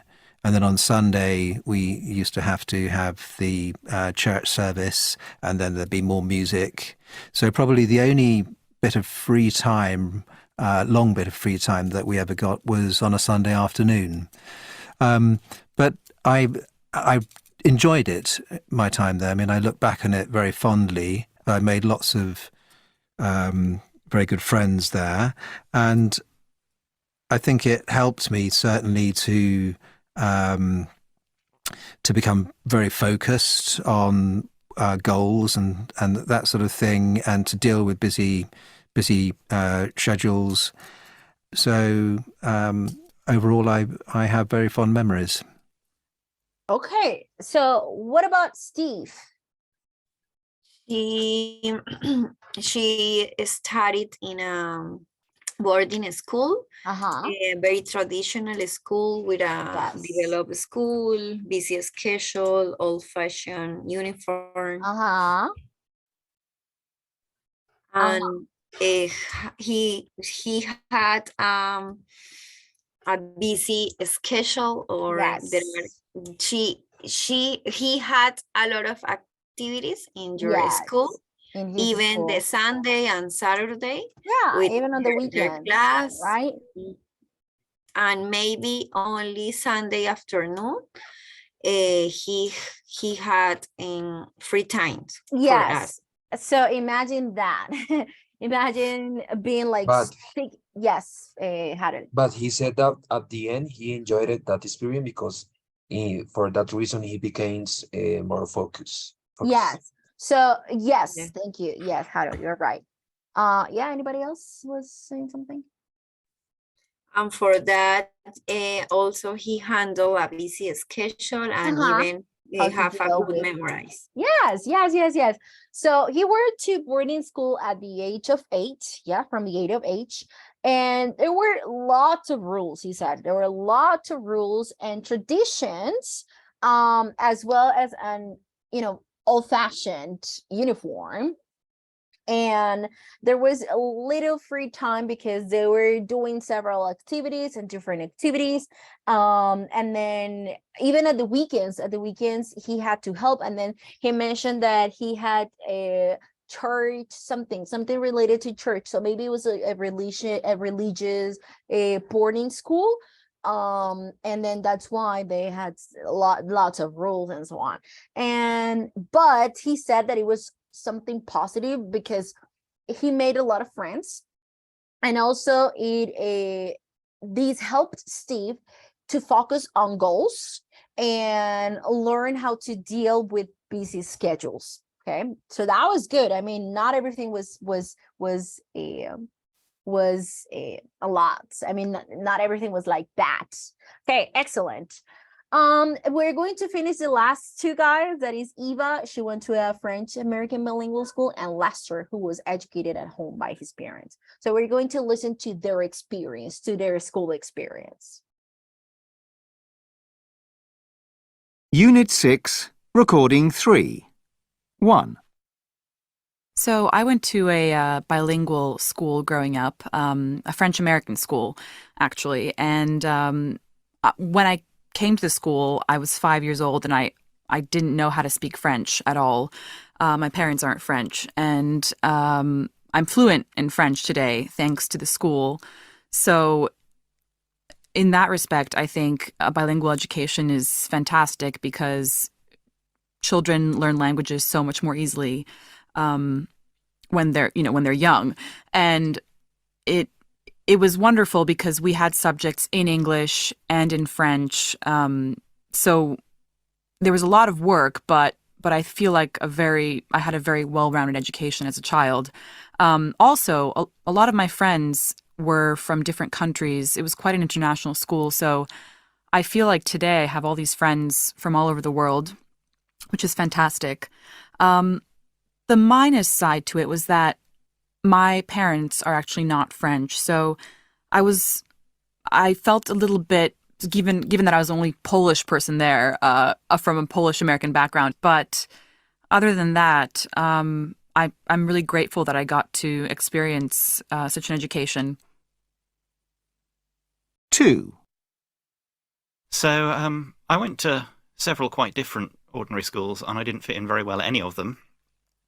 And so when I was 11, my parents decided to try educating me at home instead. And I actually really thrived on it. They taught me some subjects and they set the overall pattern, but an awful lot of it was self-directed. And I never actually went back to school as such. I went on to some night classes under sixth form college to get some qualifications eventually. But what I really learned on my own, I mean, it was great being able to dive into the subjects that really interested me and not having to just do them to the official level. But what I really learned was how to learn, how to make myself teach myself. And that's actually been incredibly valuable. As I work in a technology job, which is changing all the time, I'm actually still using that ability long after all the actual subject matter doesn't matter that much. So for me, I think it was great. But I did meet some people through it who was a bit aimless, I think. As for things that could have been a bit better, I had plenty of friends because I'd been to various different schools, but I didn't really meet people outside my circle of friends. So when I went to university, things were adjusting to a much bigger, more complicated social environment, starting to go out and things was actually really hard. Got into it, but it cost me a year of being a bit disoriented. But all in all, it was really good for me. But it is very different to what anyone else I've ever met's been through. Okay, we're going to listen again. Unit 6, Recording 3. 1. So I went to a bilingual school growing up, a French-American school, actually. And when I came to the school, I was 5 years old, and I didn't know how to speak French at all. My parents aren't French, and I'm fluent in French today, thanks to the school. So in that respect, I think a bilingual education is fantastic because children learn languages so much more easily when they're young. And it was wonderful because we had subjects in English and in French. So there was a lot of work, but I feel like I had a very well-rounded education as a child. Also, a lot of my friends were from different countries. It was quite an international school, so I feel like today I have all these friends from all over the world, which is fantastic. The minus side to it was that my parents are actually not French, so I felt a little bit, given that I was the only Polish person there, from a Polish American background. But other than that, I'm really grateful that I got to experience such an education. 2. Okay, what about this girl? What about Eva? What was her experience? She started to study in a bilingual school when she was 5 years old. When she studied, she didn't speak French, and their parents needed. Very good, Danny. Excellent. Very good. Anything else? How did she feel? She feel fantastic because she thinks that when you study in a bilingual school, it's more easy for younger people learn new language. Yes, it's easier for them to learn. Okay, very good. And then she said, well, yes, so Daniela, excellent. So she became fluent in English and French at a very young age. And she had, the good thing is that she now has lots of friends from all over the world, so from different countries. It was also like an international school, right? Lucky, because you know how awesome is that. But then she also says something that it wasn't like that good because she is Polish. Well, American Polish, like a mix of it. What did she say about this? Did she always feel happy? Did you get that part? Like her parents were not like French. Yes. She Uh-huh. said that. Well, she said that she felt a little bit separated because she was the only Polish person there. The only, I mean, she said, like American Polish American somehow, but she was the only one. So sometimes she felt a little bit separated. But she said that it was awesome because she now has friends from all over the world, which is amazing. And then the last guy, he speaks so fast. So we're going to listen to his part and then we're going to analyze what he said. So I went to several quite different ordinary schools and I didn't fit in very well at any of them. And so when I was 11, my parents decided to try educating me at home instead. And I actually really thrived on it. They taught me some subjects and they set the overall pattern, but an awful lot of it was self-directed. And I never actually went back to school as such. I went on to some night classes and a sixth form college to get some qualifications eventually. But what I really learned on my own, I mean, it was great being able to dive into the subjects that really interested me and not having to just do them to the official level. But what I really learned was how to learn, how to make myself teach myself. And that's actually been incredibly valuable. As I work in a technology job, which is changing all the time, I'm actually still using that ability long after all the actual subject matter doesn't matter that much. So for me, I think it was great, but I did meet some people through it who was a bit aimless, I think. As for things that could have been a bit better, I had plenty of friends because I'd been to various different schools, but I didn't really meet people outside my circle of friends.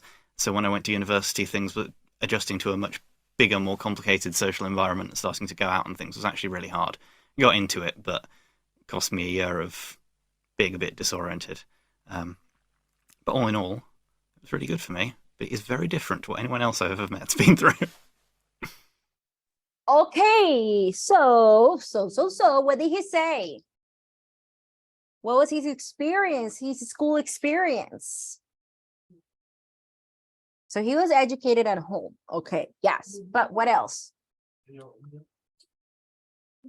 He didn't fit the schools that he was attending, and at the age of 11, he started to get education at home.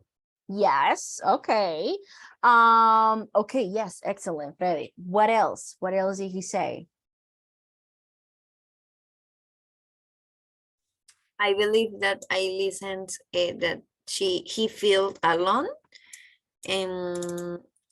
but he learned how to teach by himself. How to teach himself. Yes, very good, Danny. Excellent, excellent, excellent. So he studied at home, right? He was educated at home, and he liked being able to direct his own studies, and being able to focus on the things that he wanted to study, you know, focus in depth on the things or on what he wanted to study. He taught himself how to learn at a very young age. However, he said that when he went to university, he found that it was difficult to socialization with another people different to closer social cycle. Yes, excellent, Danny, excellent. So he said that it was at university, it was difficult for him at first because, you know, when we go to a regular school, we have classmates and we have to socialize with them. I mean, we normally socialize with them and work on several activities together and so on. So we make friends during our school years. But when you're educated at home, you don't have that. You know, you don't have the possibility to socialize with other students and with other people. So for him, when he attended university, because you know it's not possible to attend university. I mean, if it's online university, yes, of course, you study from home. But if it's just a university, there is not possibility to say like, okay, I'm going to study from home and my parents are going to teach me. No, I mean, at the university level is very different. So when he attended university, it was very difficult for him to socialize, to make friends, because he's not used to socialize because he studied at home. Okay, people. So what about your experience? What do you think about your school experience? Now I want to listen to you. How would you describe your school experience overall? At school, at university, if you want to, you know, talk about university, how was it? How was it for you? Well, teacher, when I start all my primary school. Yes, primary. A part of my secondary was in a public college and with school. men, with women and men students. With male and female. Male and female. But when I was when I was in eighth grade, eighth grade, I changed to a school for a female school and private school. So the change for me was a huge change, and of course people think and act in a different form. Yeah. For me was hard. Oh, that's interesting. Where do you study? Santísima Trinidad. Okay, Santísima Trinidad. I changed from this is the school La Normal. This is the school known as Las Pachas. Sí. Yes. Okay. I recognize that school because of Las Pachas. If you say La Santísima Trinidad, I'm like, oh, no one knows. But if you say Las Pachas, we all understand what school you're talking about. Oh, okay. So I'm sure it's very different. I mean, I studied in a public school, and I had male and female classmates. I studied at Nuestra Señora del Pilar. I graduated from Pilar School. So we had girls and boys and girls. And it was it was fun. it was great. So I don't know, like studying with only girls, I mean, sure. Only there are one boy, but was in first primary school because for a government school necessary have to start to receive boys. But the how do you say like directivas? The directors, the director, or the principals, or the principal government of the school think in a form to be in the law, but not too much. So she said, they said, we receive boys, but the condition is that the boys who enters the school, who necessary had to enter in the first primary school, first grade. School. Exactly. Yeah, first grade. Okay. For example, a man who want to change in a eighth grade, no, like not possible. Yes, okay, not possible. Okay. And very good. Thank you, Danny. Thank you for sharing. What about university? How was your university, guys? Did you or now let's just talk about school. Let's just talk about the different schools. Did you attend a private or a public school or a boarding? Did any of you attend or a bilingual school? Did any of you attend one of these schools? Teacher, for me, in the primary school, I Yes. studied at private school. And then in secondary, I studied on public. So the change was like for was me. a lot. Yes, I learned. Was But a lot. because the people that study with me in the private school are was more. They were more. More, how do you say, pasivos? I don't know. More like what? Like pasivos, like quietos, like I don't know. Calm. Calm, yes. Yes. Okay, they And were calmer. in a public, They're it's like wild. Yes, very, very rude. And why? Oh, yes. And also the number of students in a public school versus a private school, right? Probably in a private school there are 20 students, and then in a private of course, 40. Like 40, yeah, 40, like minimum. 44. Yes, of course. Like and the education is not the same. Yeah. I think.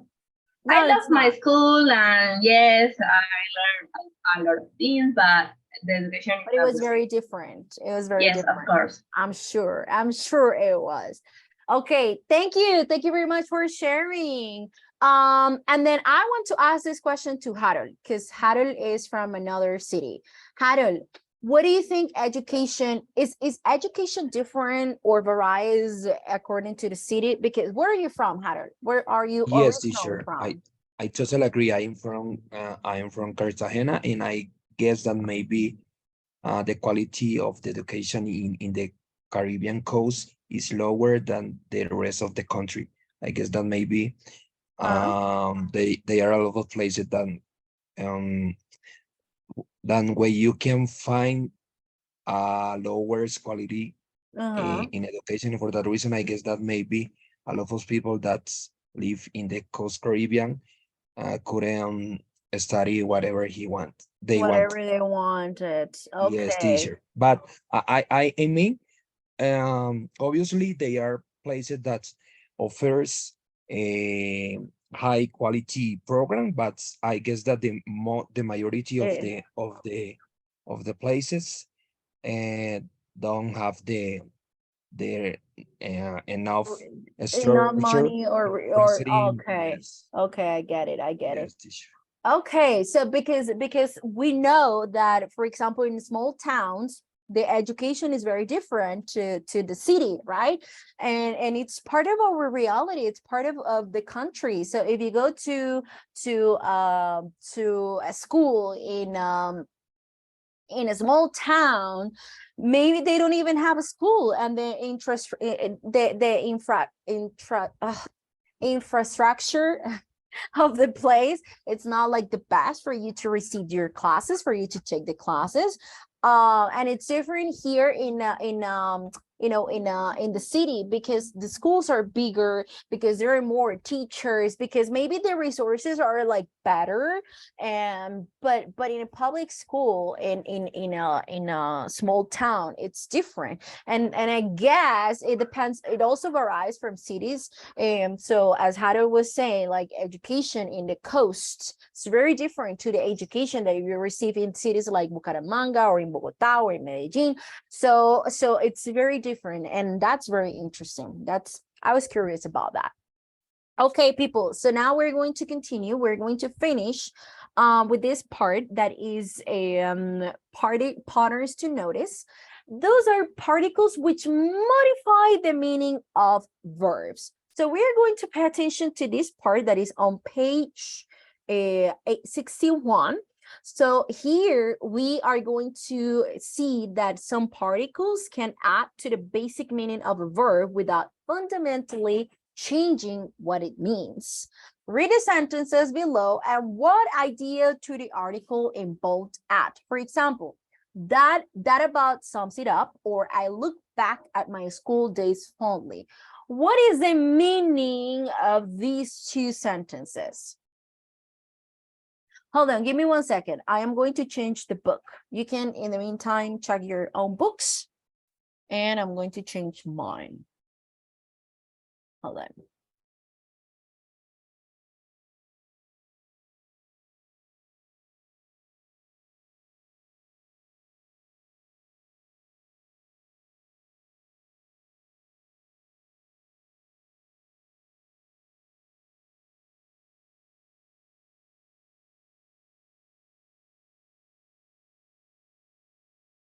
Okay, so we are going to see that sometimes we add some particles to the sentences and it changes somehow the meaning. Sometimes it changes us a little bit of the meaning. For example, I look back on my school days fondly. What does it mean to when I say I look on my school days? And how is it different when I say I look back? How is it different? What does it mean?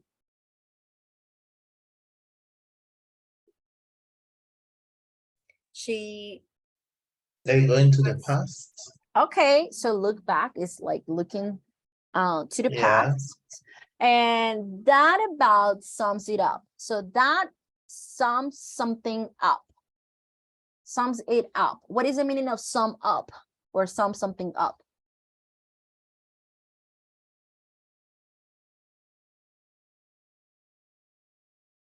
It's a phrasal verb. Sum up. No idea? Nope. Nope. Summarize, I don't know. So to sum something up is to finish, when you do a sum, it's when you finish the sum up, it's like the end. Es como cuando uno termina de sumar algo, uno está sumando algo, so to sum up es como el final, okay? Como lo final, la suma final, okay? Sometimes también decimos to sum up, esto es como para finalizar con lo dicho o como what is the verb that we say in Spanish? En conclusión. That about sums it up. Like como que eso que se dijo me resume o da una o finaliza con lo que con todo lo que se dijo. Okay, so that is the meaning of that. And then we're adding up here and then we're adding back here. So there are patterns in the way these particles are used. Here are some examples. So we have around. Around means something that is pointless. What is a pointless activity? What is a pointless?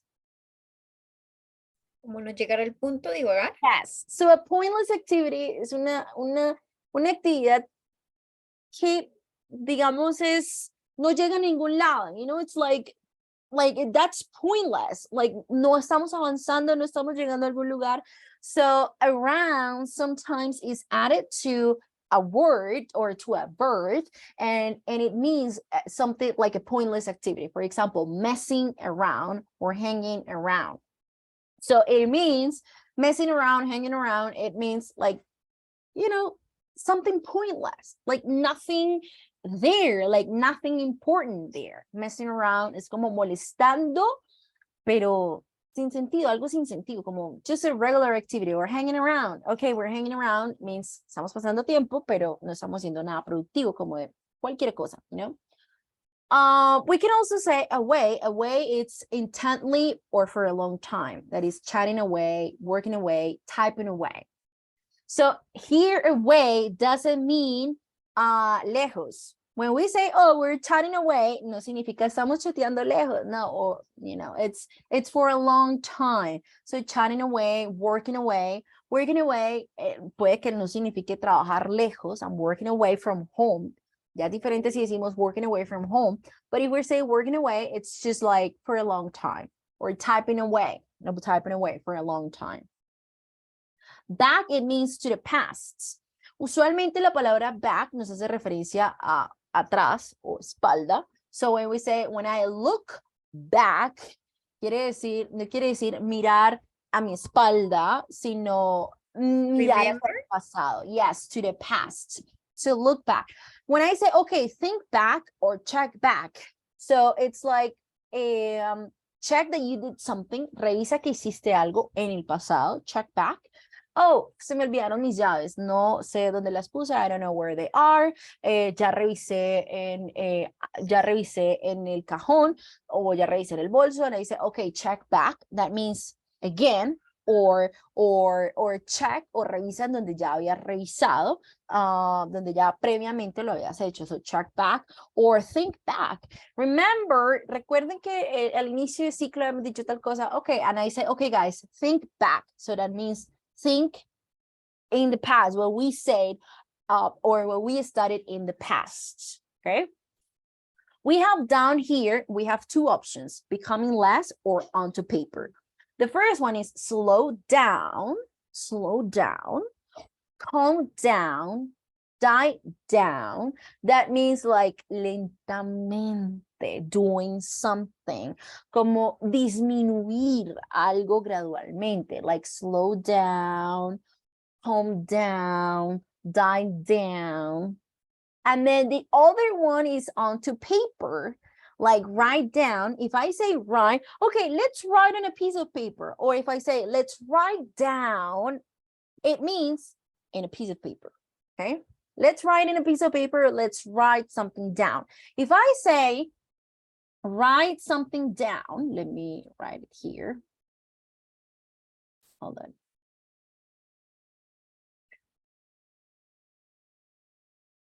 Here. Something down. Write something down. I say, I wrote in a piece of paper, or write in a piece of paper. I wrote her a number down. I wrote her number down, or her phone number down.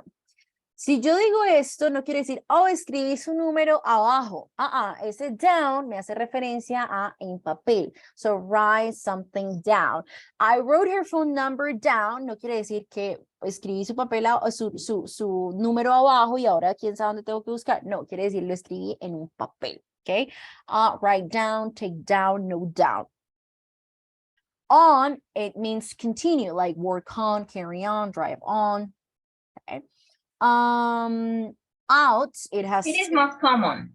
Yes, yeah, that one is common. Yes, for sure. Yes. Like go because on. Down, I never heard. No, you never heard of this? Write down? No, down like into paper. No. No, right? Yeah, write down into paper. It means write in a piece of paper. Write down. Yes, or jot down. So that is more like a phrasal verb, but they're very common in English as well. Okay, so now the next time that you see something, write down. Yo quiero decir escriba abajo. No, it's in a piece of paper. Okay. On means continue, like carry on, go on, and work on, drive on. That means continue doing something, continue working, continue carry on, like continue saying what you were saying, drive on, continue driving, so on. Out, it has two meanings. To different people, like hand out, share out, send out. To send something to different people, to do something to different people. And out can also mean loudly or publicly, like speak out, like speak like loudly, como de hable públicamente, depende del contexto, or más alto. So speak out or shout out or call out. And up means complete or finish. So look up, drink up, eat up, tidy up. So when we say this, like drink up, it means to finish something until the glass is empty. So I drank, or the bar is about to close, drink up, like finish what you were drinking. Ya van a cerrar. Termine de tomar lo que está tomando, drink up, like finish it. That means complete or finish, or eat up. So usually when we finish eating what we are eating and nothing else is on the plate, so we finished eating, or it's over, like we completed something. So look up, drink up, eat up, tidy up. Okay, so this up, esta partícula de el up, en este caso, no quiere decir arriba. Okay, so these are very common. How do we call these in English, guys?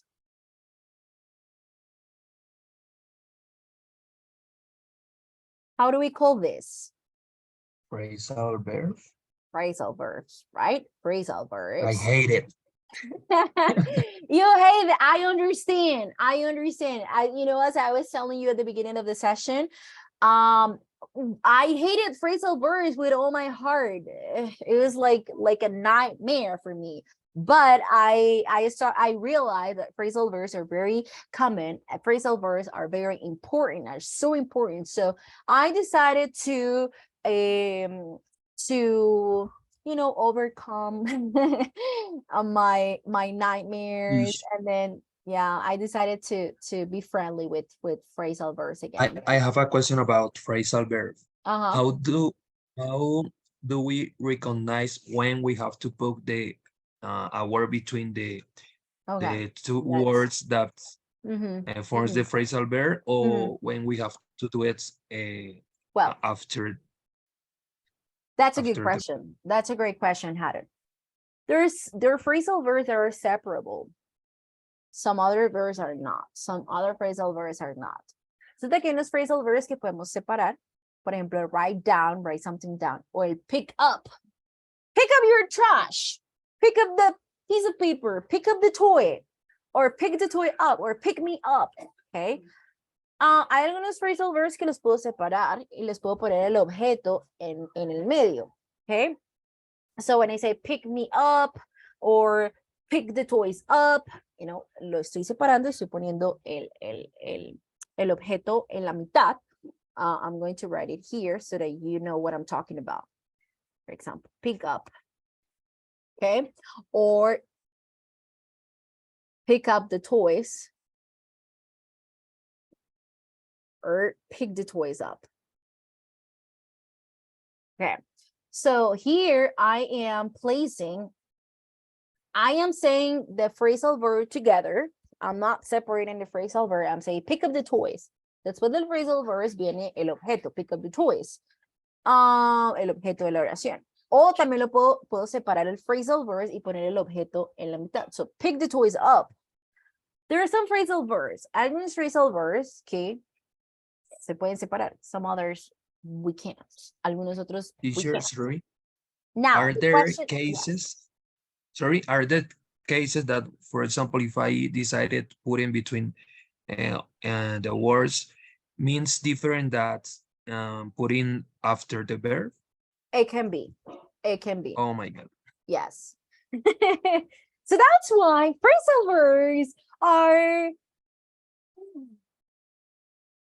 It's like a love story. Es como una historia de amor. Sometimes we love them. A veces los amamos. We're like, oh, this is awesome. Sometimes we're like, oh, I hate this. I'm tired.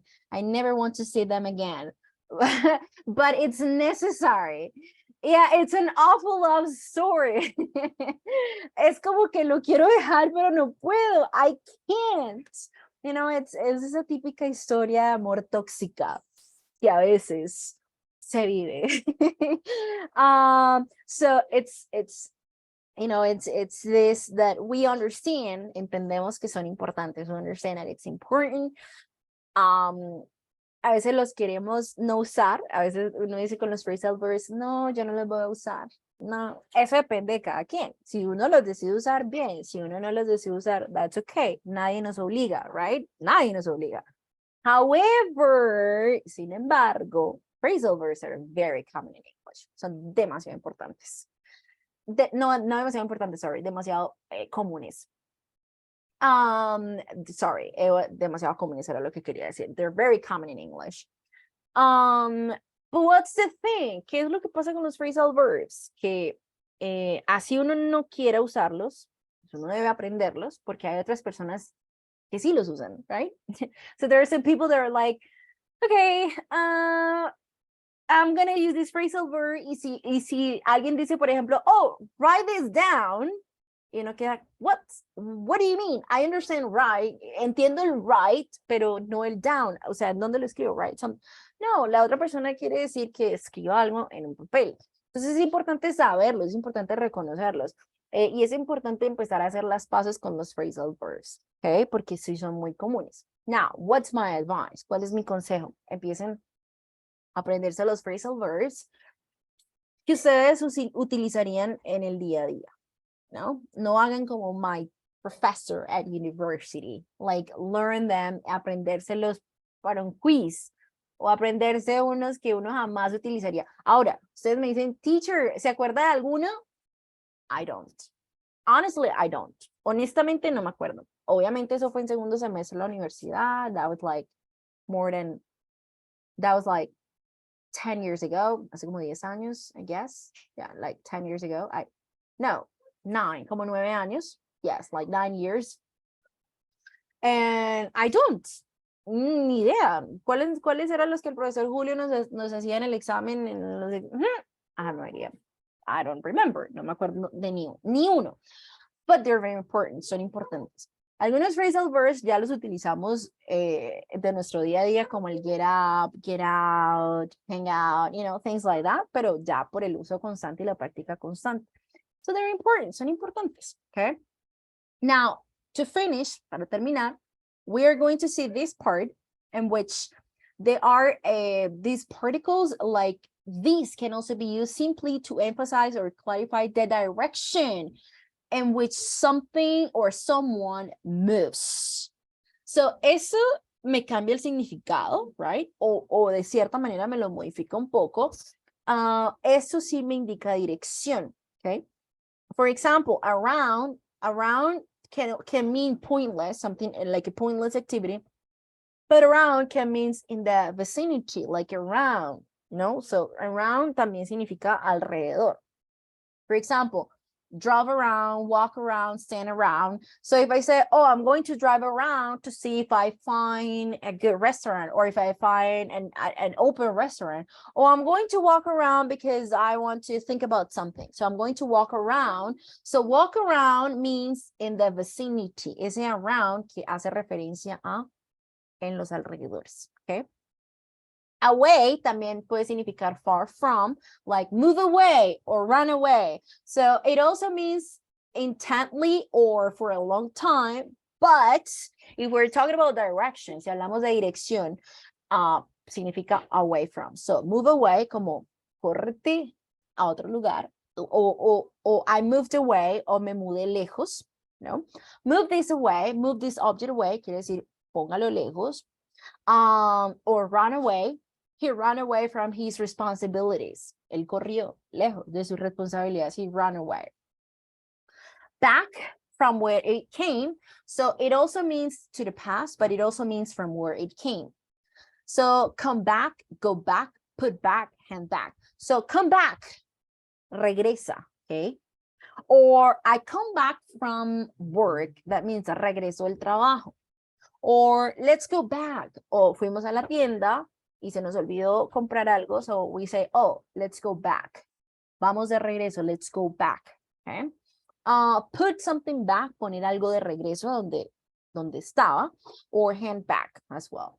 In and out. That means lift in, put in, carry out, lift, put or carry something in or carry something out, etc.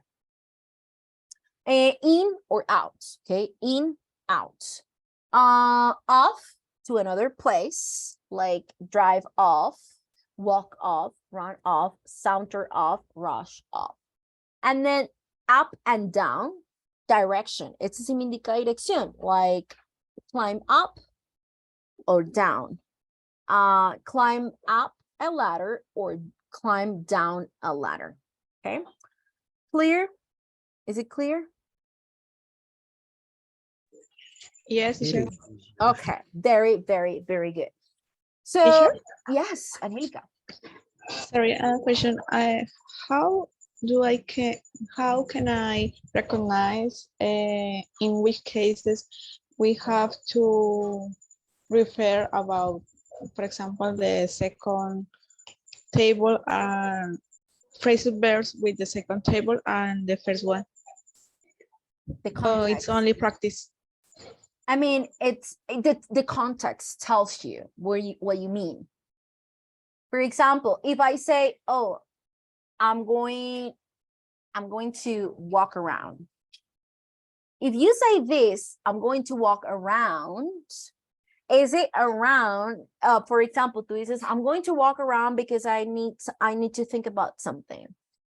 Necesito pensar en algo porque algo lo tengo en mi cabeza y tengo que ir a caminar lejos o por acá cerca para despejarme, right? So I need to walk around.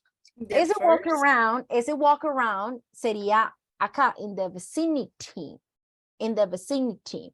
Like, I'm going to walk around, quiere decir, voy a caminar alrededor de donde vivo, en el barrio, o en un parque cerca, o bueno, en un lugar cerca de donde vivo, for example. I'm going to walk around. Ese around hace referencia in the vicinity. ¿Qué me indica? El contexto. El contexto es el que me va a decir. If I say, work, for example, working away, or I work away from home. If I say I work away every day, if I say I work away every day, it means for a long time. El contexto me dice, yo trabajo por muchas horas durante el día. I work away. Pero si yo digo I work away from home, ese away hace referencia a mi casa. I work away from home. O sea, lejos de. Si digo I work away from home, that means, or I study away. If I say I study away, ese away hace referencia a lejos. Okay. De lejos de casa en ese caso. So, ¿cómo sé? How do I recognize? Because of the context. El contexto. Okay. El contexto es el que me va a decir cuándo significa uno, cuándo significa otro. Okay. Good. So to finish, guys, let's do some practice on this. We are going to look at the pair of sentences and we're going to see which sentence shows the normal meaning of each verb and how does the particle in be modify the meaning. Okay, so sentence A shows the normal meaning. It says, there was already someone sitting outside the door when I got to the classroom. Sitting outside. Aquí tengo el verbo sitting, normalito. Sitting outside. Okay, so sentándose, está sentado afuera. There was already someone sitting outside the door when I got to the classroom. And then the second one I have, when we spend the whole day sitting around at home watching all films. So if I say this, sitting around, ¿a qué hace referencia?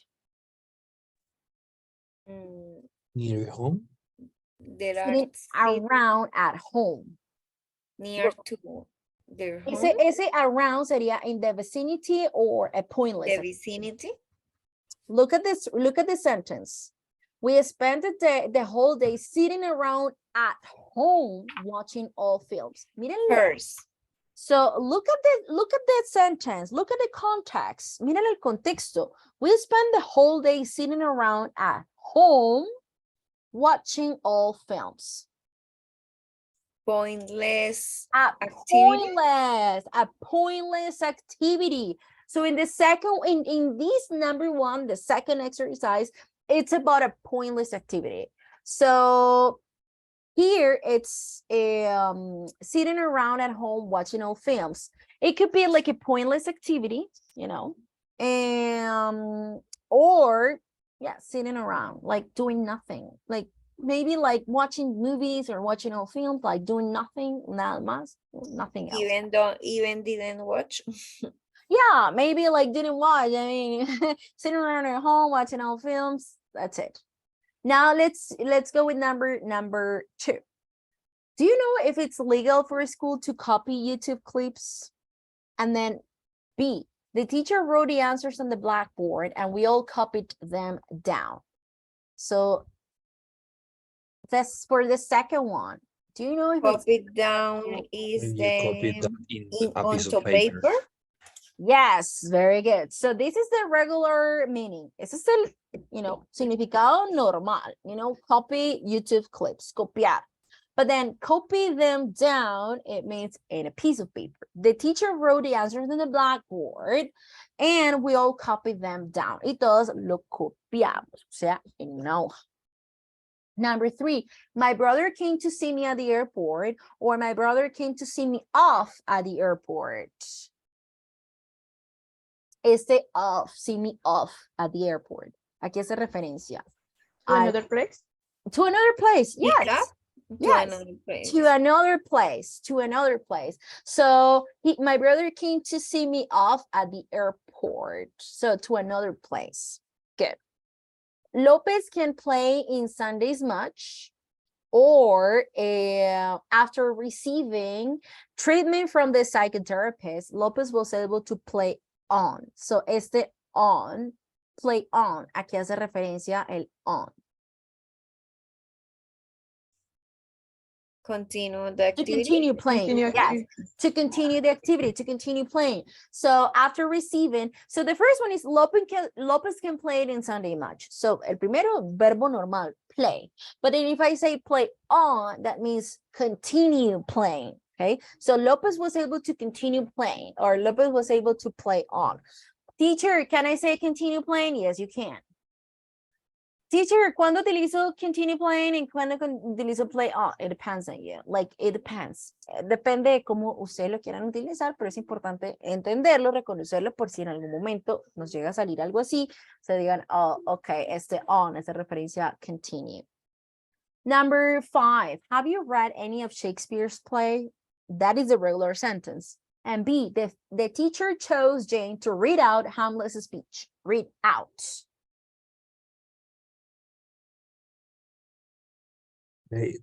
She read that aloud. So to read something aloud or publicly. So read out. So read for everyone Hamlet's speech. Very good. Number 6, did the teacher give you any homework? So give, regular give. And the teacher gave out the exam papers. So the teacher gave out the exam papers. So what do you think? Publicity, like show? It could be, or also. Publicity, teacher? Publicly, or to different people. También puede significar to different people. Like the teacher gave out the exam papers. Se equivocó la profe y se lo dio a otras personas. You know, it can happen. It can happen. So the teacher gave out the exam papers. It means to different people. También a otras personas. Se equivocó y se lo dio a otras personas. Number 7, we used gray paint for the bathroom ceiling, regular verb. And then we have already used up the paint you bought the other day. Is it up? What does it mean? That they finished that work. So they finished it, like it's empty, no more. That up is like complete or finish, okay? So we used up. And the last one, people in the city are always rushing everywhere. So rushing, regular. And Jen rushed up because before I could tell her the news. So these off, rushed off. To another place? To another place, yeah. So Ran rushed off. So she went to another place before I could tell her the news. Good. Are we good? Are we clear with this?